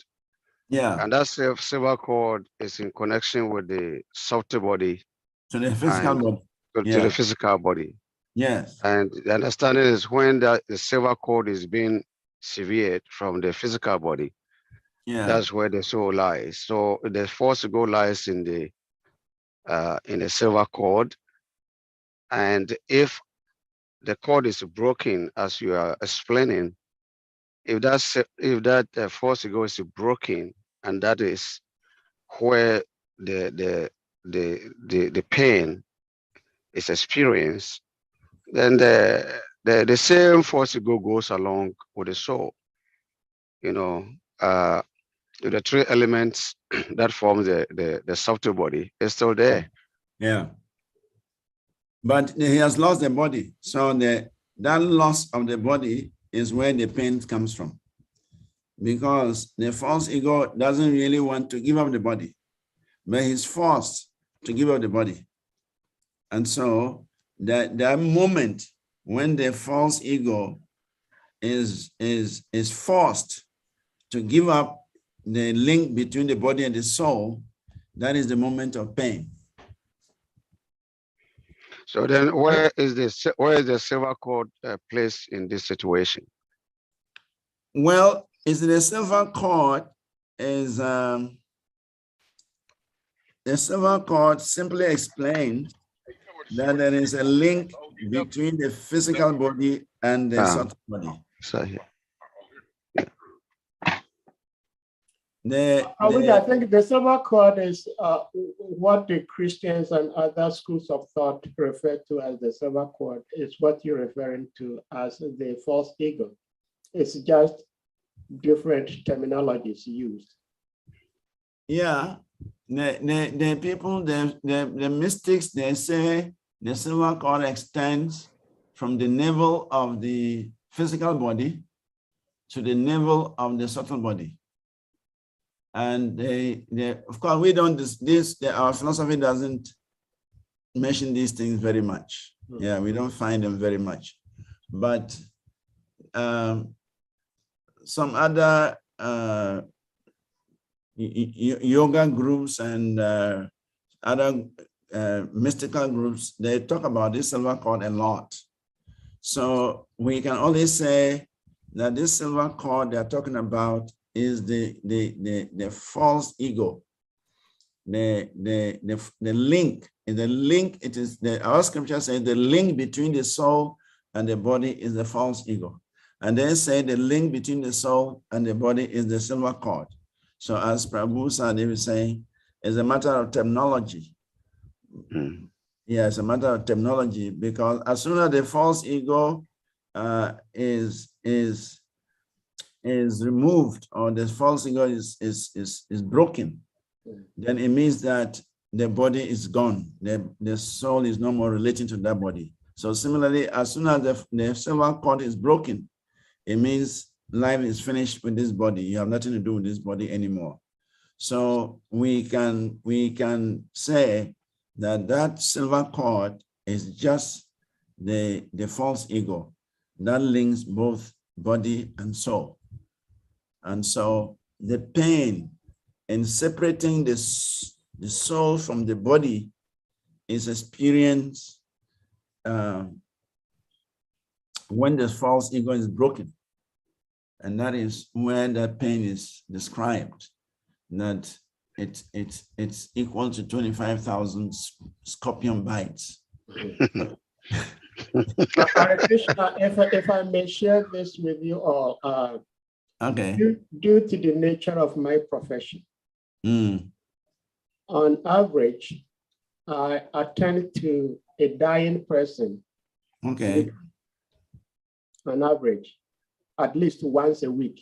I have to attend to a dying person. And so I see in reality what people go through. So even though, as you're saying, the pain is sudden, but at the same time, it manifests grossly.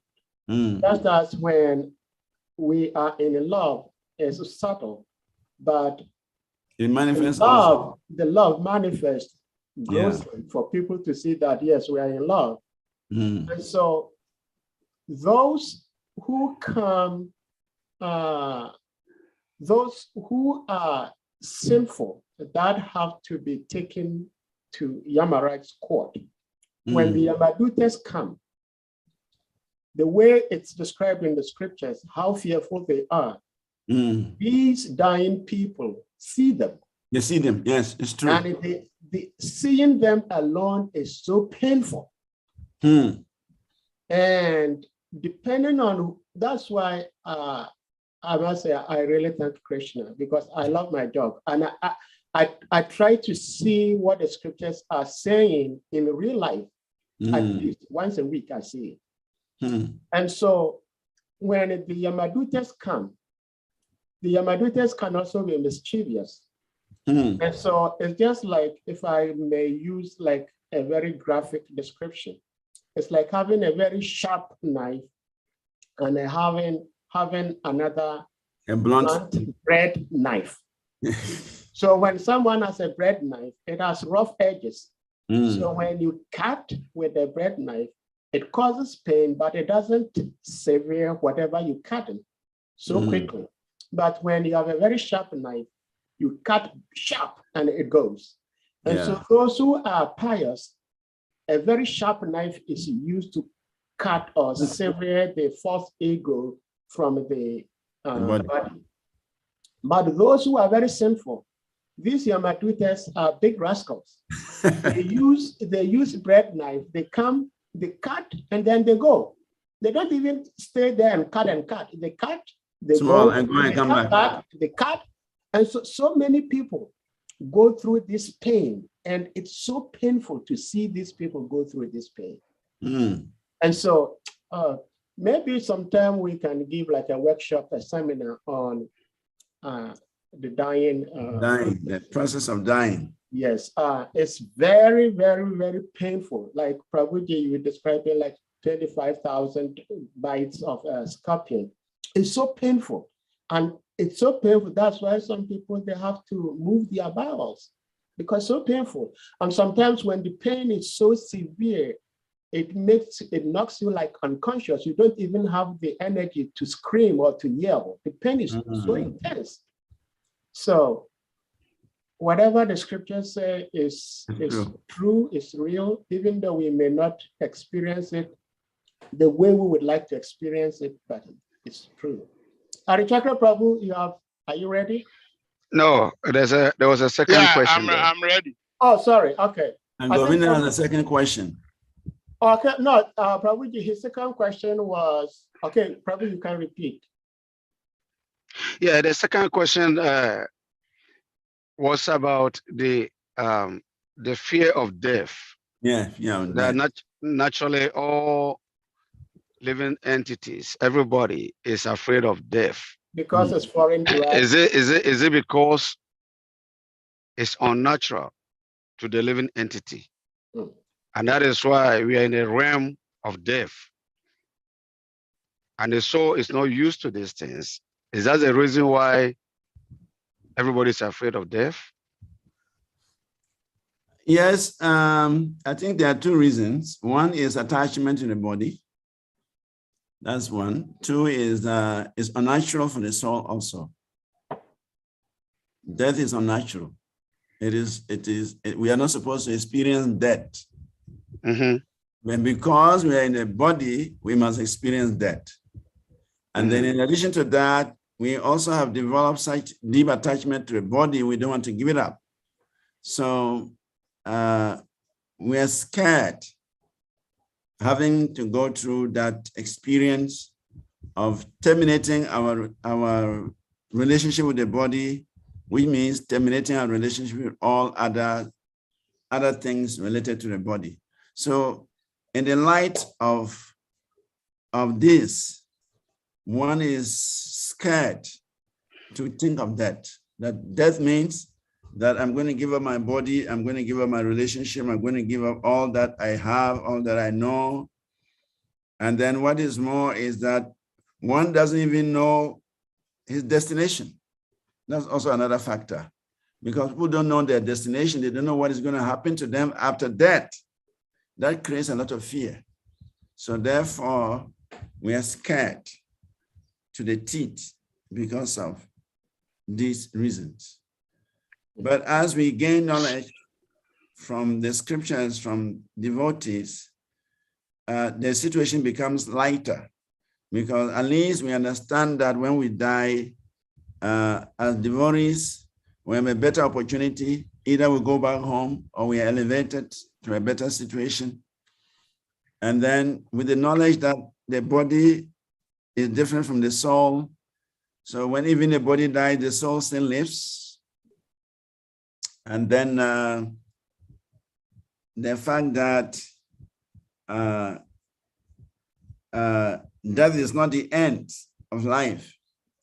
You see, for the non-devotees, they think death is the end of everything. But for a devotee, he knows that death is not the end of everything.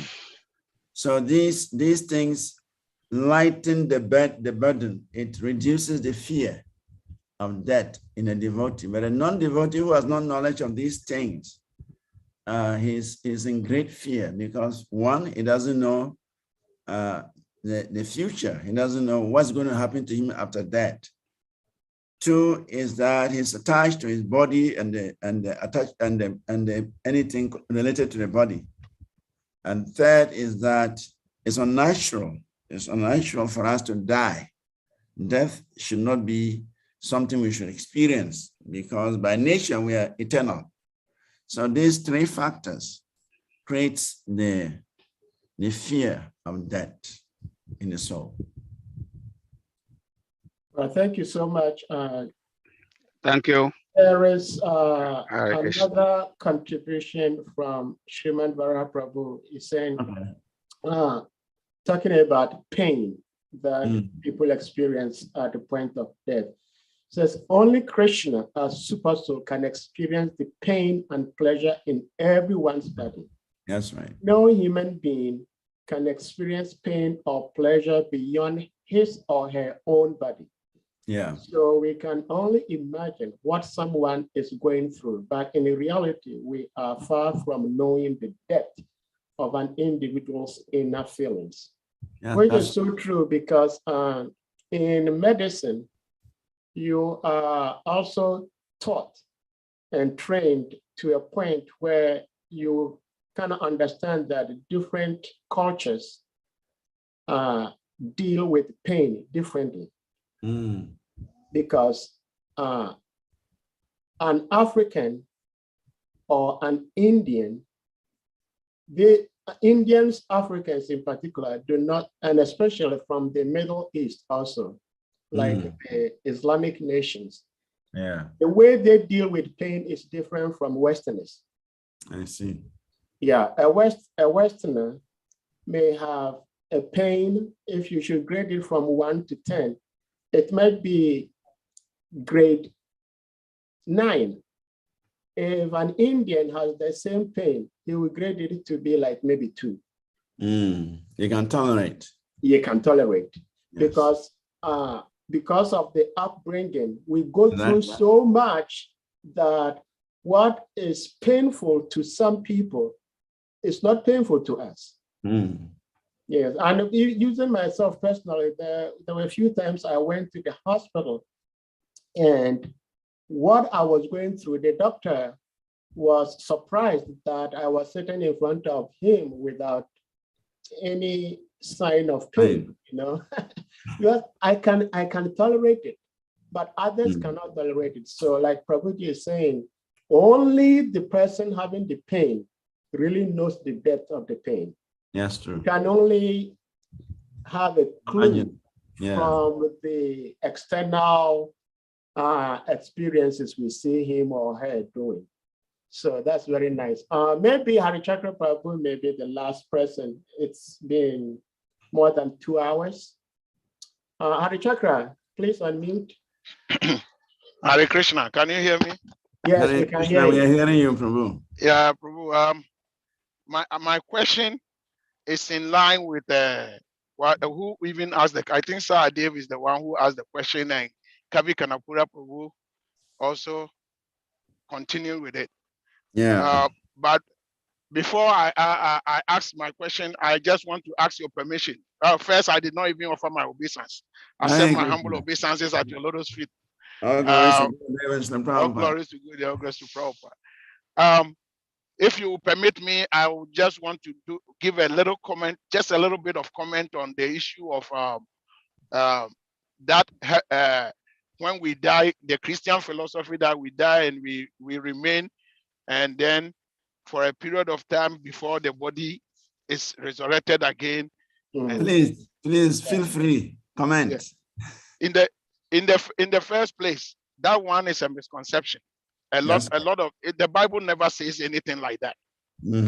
It's people actually misinterpret certain things. It's like Paul was saying in 1 Corinthians chapter 15, verse 35. He says that somebody may ask that with what body are we going to be resurrected? Then he goes further to say, you fool, don't you know that when a seed is put in the ground, it has to rot before it germinates? So it is sown a physical body, but it is raised a spiritual body. Which means this body, this physical body, there is nowhere in the Bible that says that this physical body is in one time, is in some years or some ages to come, is going to resurrect again. This body never resurrects. Never. And it conforms, that statement conforms with the Vedic literature, why we say that is the subtle body leaves the physical body, but the physical body becomes useless. So that one is there. And plus, another thing to refute that we don't go and wait. In Revelation chapter 3, verse 12, he says, he that overcometh shall I make a pillar in the temple of my God, and he shall no more go out. Yeah. Which means if you don't overcome, then you come out again.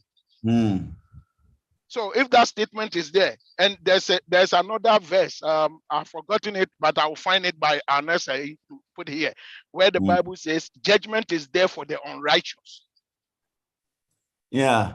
And even somewhere it says, as soon as there is death, there is judgment. I also came across a statement like that. Yeah. As soon as there's death, there is judgment. So this should prove to us that it's not that you are going to wait. Immediately you leave, there is a judgment that will that is what is going to determine whether you are righteous or you are unrighteous, whether you have to repeat or you have to go back home and never return again, become a pillar in the temple of God. Yes, okay. It's true. Thank you. This is just my contribution to. But my question is, you made a statement that those living entities in the spiritual world, they don't know what death is. It's a foreign word.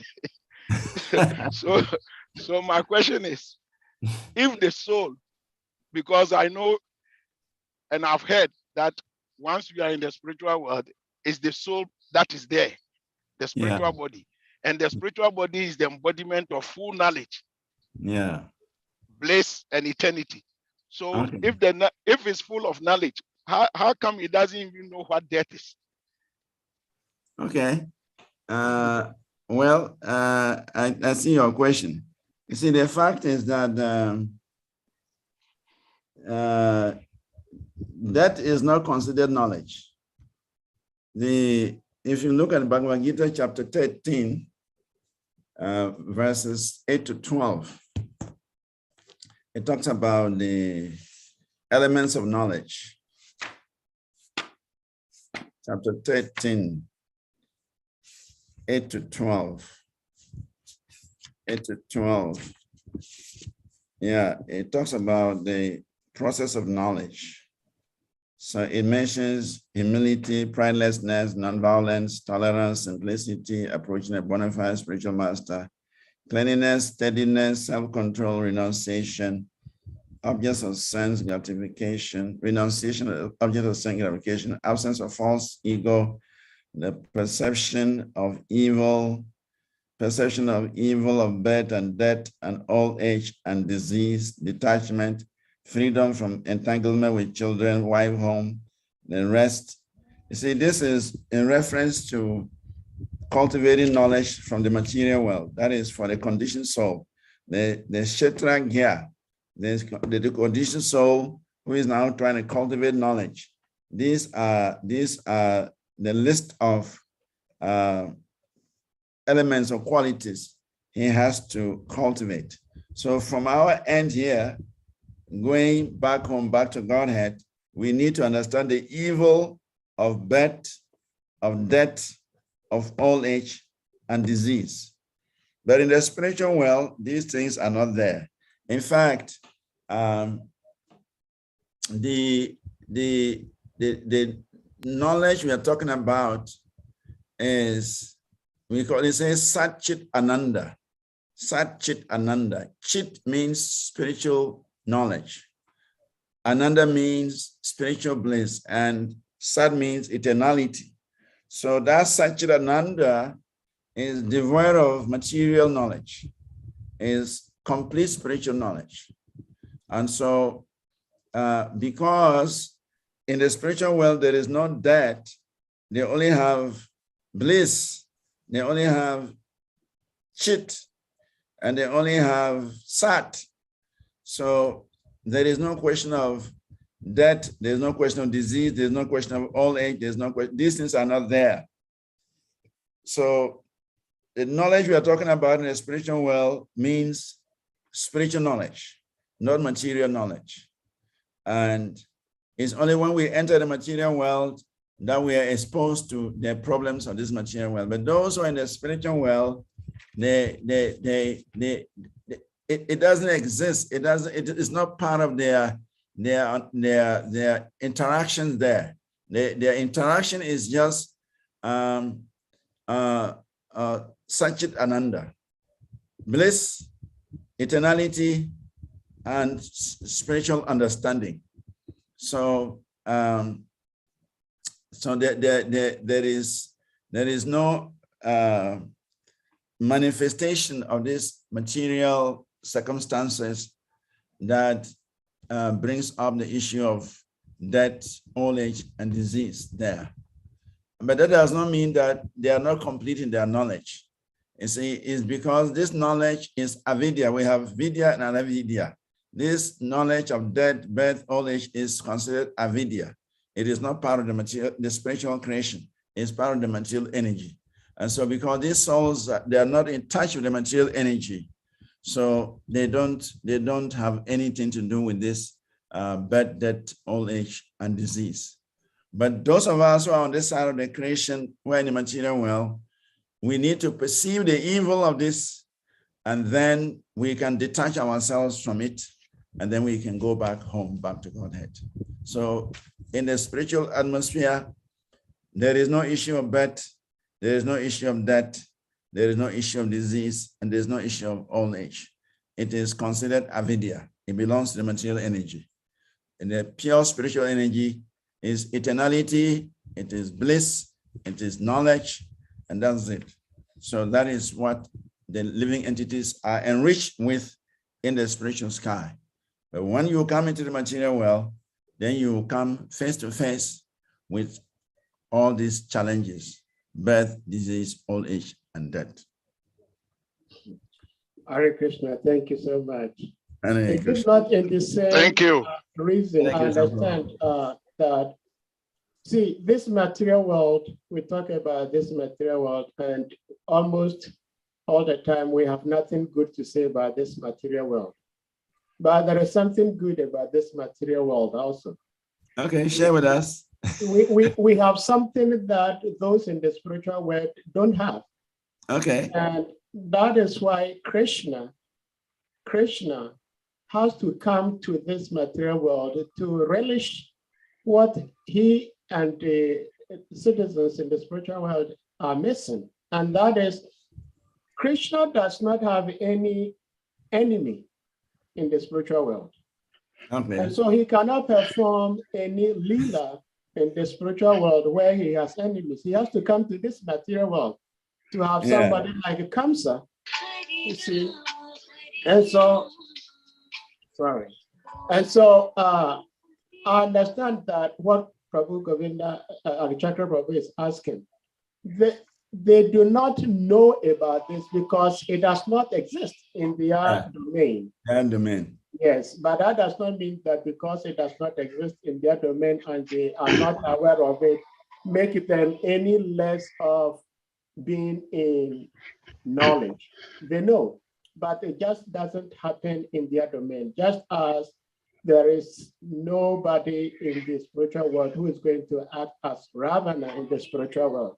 So for Krishna to play a Leela, having somebody as an enemy, he has to come to this material world. Yeah. Sadie, I know you want to end this class. Okay. I know you want to add it, but I just give you one maybe 30 seconds. You see the SRIVAS Maharaj. Yeah. This question of not knowing. When we say knowledge, Krishna is the embodiment of knowledge. Knowledge includes everything. We say it's only spiritual knowledge, Satchit Ananda Vigraha. That is what is referred to as knowledge. Then the other side is called avidya. It's not knowledge. Avidya, ignorance. Yeah. Ignorance. See, when you have $100, everything all other bills are in $100. Few 10 note, 20 note, 10 note, Everything is there. Yeah. So Krishna, Krishna is known as a person who knows past, present, and future. Knowing past, present, and future means he knows everything. And talking of the qualities of Lord Krishna, Krishna has a 100% divine qualities. And the devas, his expansions, they have a certain percentage of the qualities of Godhead. And we, the jivas, we have a certain percentage, which is 78%.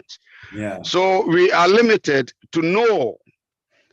Anyway, it's not comment, but it's a question.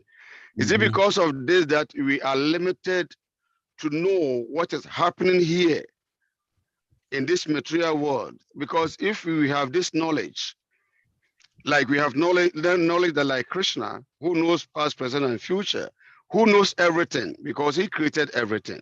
Yeah. Then why should we decide to come down here and suffer if we know all these things? But is it because we have only 78% of those divine qualities? So some of these things are hidden. We cannot know everything. Is that the reason? Well, see, I think you answered the question by saying that when you talk of knowledge, it means spiritual knowledge. And the rest of it is considered avidya. Yeah. So this avidya is not present in the spiritual world. It's not. It only belongs to the material world. And so because they have no experience of the material world, they also have no experience of avidya. But that does not mean that they are lacking some knowledge. The real knowledge is spiritual knowledge. And that one, they have plenty of it, unlimited of it. But they have no idea of what is happening in the material world. I mean, the material, avidya, they have no experience of it. And so we come down to the material world because, actually because we want to enjoy like Krishna. That's the whole cause. If we are not even thinking about avidya, we're not even thinking about the suffering. We have no knowledge of all that. All that we are thinking about is that Krishna is the center of activity. Krishna is the center of enjoyment. I also want to experience the position of Krishna. In fact, Prabhupada said the desire we had is very, very subtle. It's not a sinful desire per se. It is just a very subtle desire. You are thinking, Krishna is always enjoying. Let me experience the position of Krishna. And so as soon as you have that desire, then you are brought into the material creation. So it's a very subtle, what do I say? It's a subtle point there that the living entity in the spiritual world, he has knowledge of the spiritual world, he has knowledge of bliss, he has knowledge of everything. And because this material world is a separate creation, and which is described as avidya, it doesn't touch them. But that does not mean that they are incomplete. They are complete because they have the spiritual knowledge in totality. Now, these percentages is just to show the percentage of let's say the percentage of godhood, the 78%, 80%, 82%, 90%. These are just a different gradations of the quality of the soul. But whatever it is, a little bit of each of everything is, say if somebody has 78%, he still has the quality of eternity, he has the quality of Chit, he has the quality of Ananda. Even if he has 75%, he has a 75% of the Chit, 75% of the Ananda, 75% of the Sat. So whatever percentage is there, all the qualities are manifested according to that percentage. So the issue is that they are in a spiritual realm and they have access to spiritual knowledge. They are not exposed to the avidya, which is the material ignorance, because the spiritual world means no ignorance. So ignorance don't touch them. And so they are not aware of that ignorant energy, which is the avidya. But that does not mean that they are incomplete. They are complete for their relation, their spiritual life, their relationship with Krishna. They are enjoying their spiritual life. So they are complete.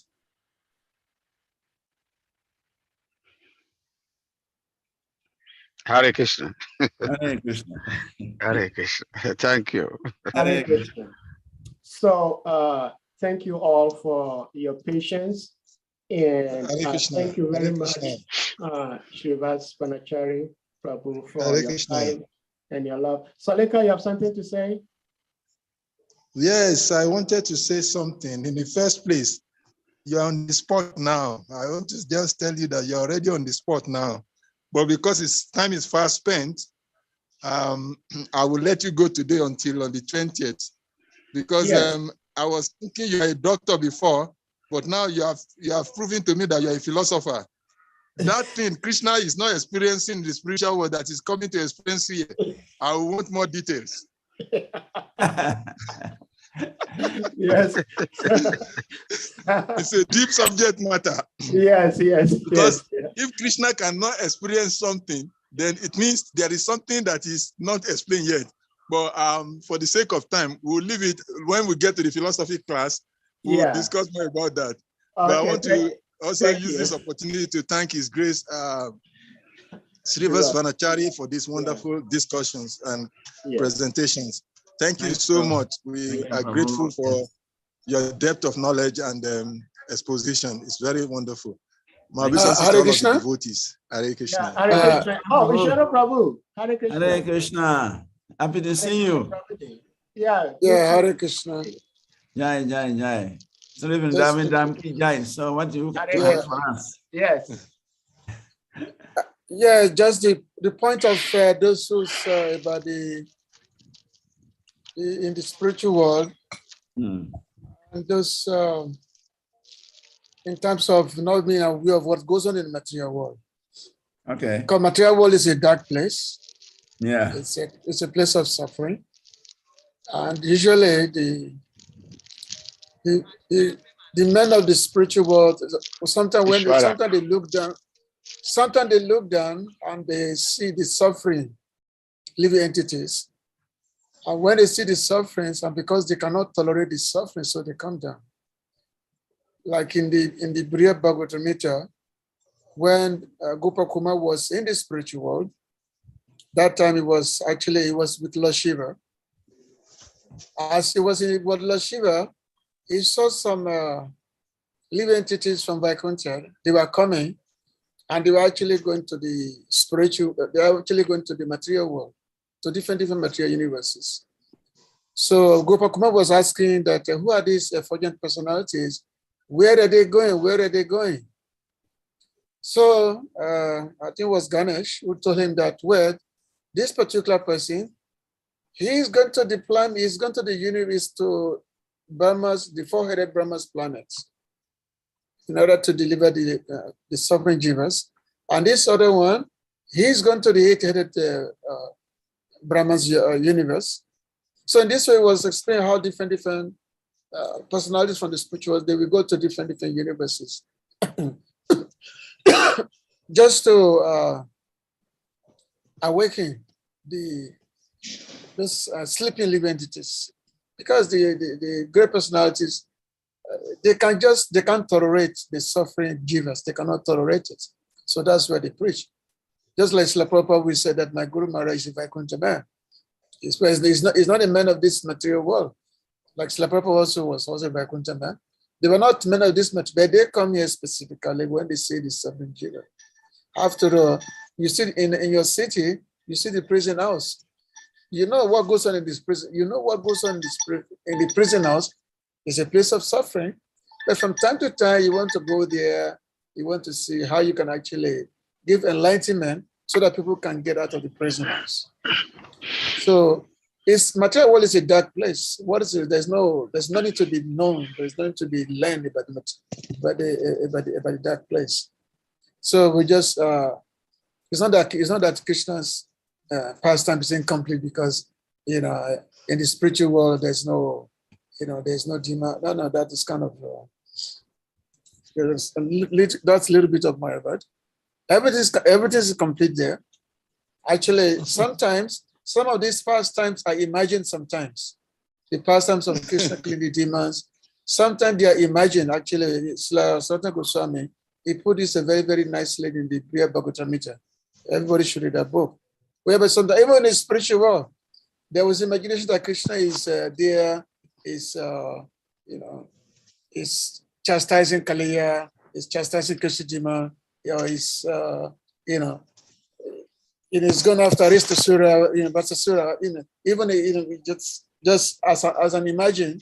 This is just to enhance the lost pastimes. That's all. So it's not that there's nothing lacking in the spiritual. Everything is complete. It's totally complete. Okay, Hare Krishna. Hare Krishna. Thank you, Vishara Prabhu. So, it's my 11 o'clock. Yeah. It's okay. Late. It's late. Okay. Thank you for being here this late. This is quite informal, but look out on our WhatsApp page sometime this weekend. We're going to formally post our upcoming discourse, which is going to be held on Wednesday, the 20th of this month. It's going to be a discourse on the originality of the jiva, whether the jiva originated from Goloka or originated from somewhere else. And we're going to have pros and cons groups, and everyone is allowed to belong to whichever group. And we're going to try to spell out how it's going to be organized, and we'll also try to encourage the devotees to come on time so that will help us create the group. There's going to be 2 groups.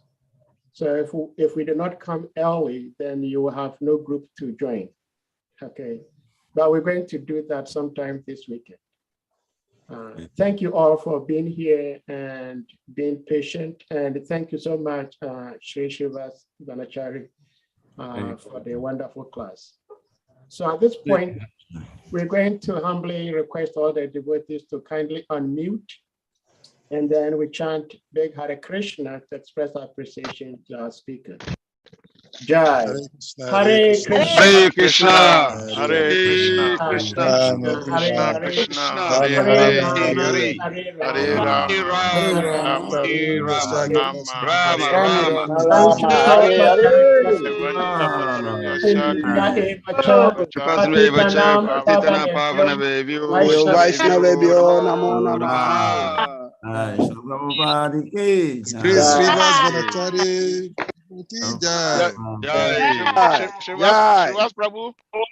SRIVAS Prabhu. Yes. Yeah, I was listening to that your marriage thing on that FM TV station. Okay, on me TV. Yeah.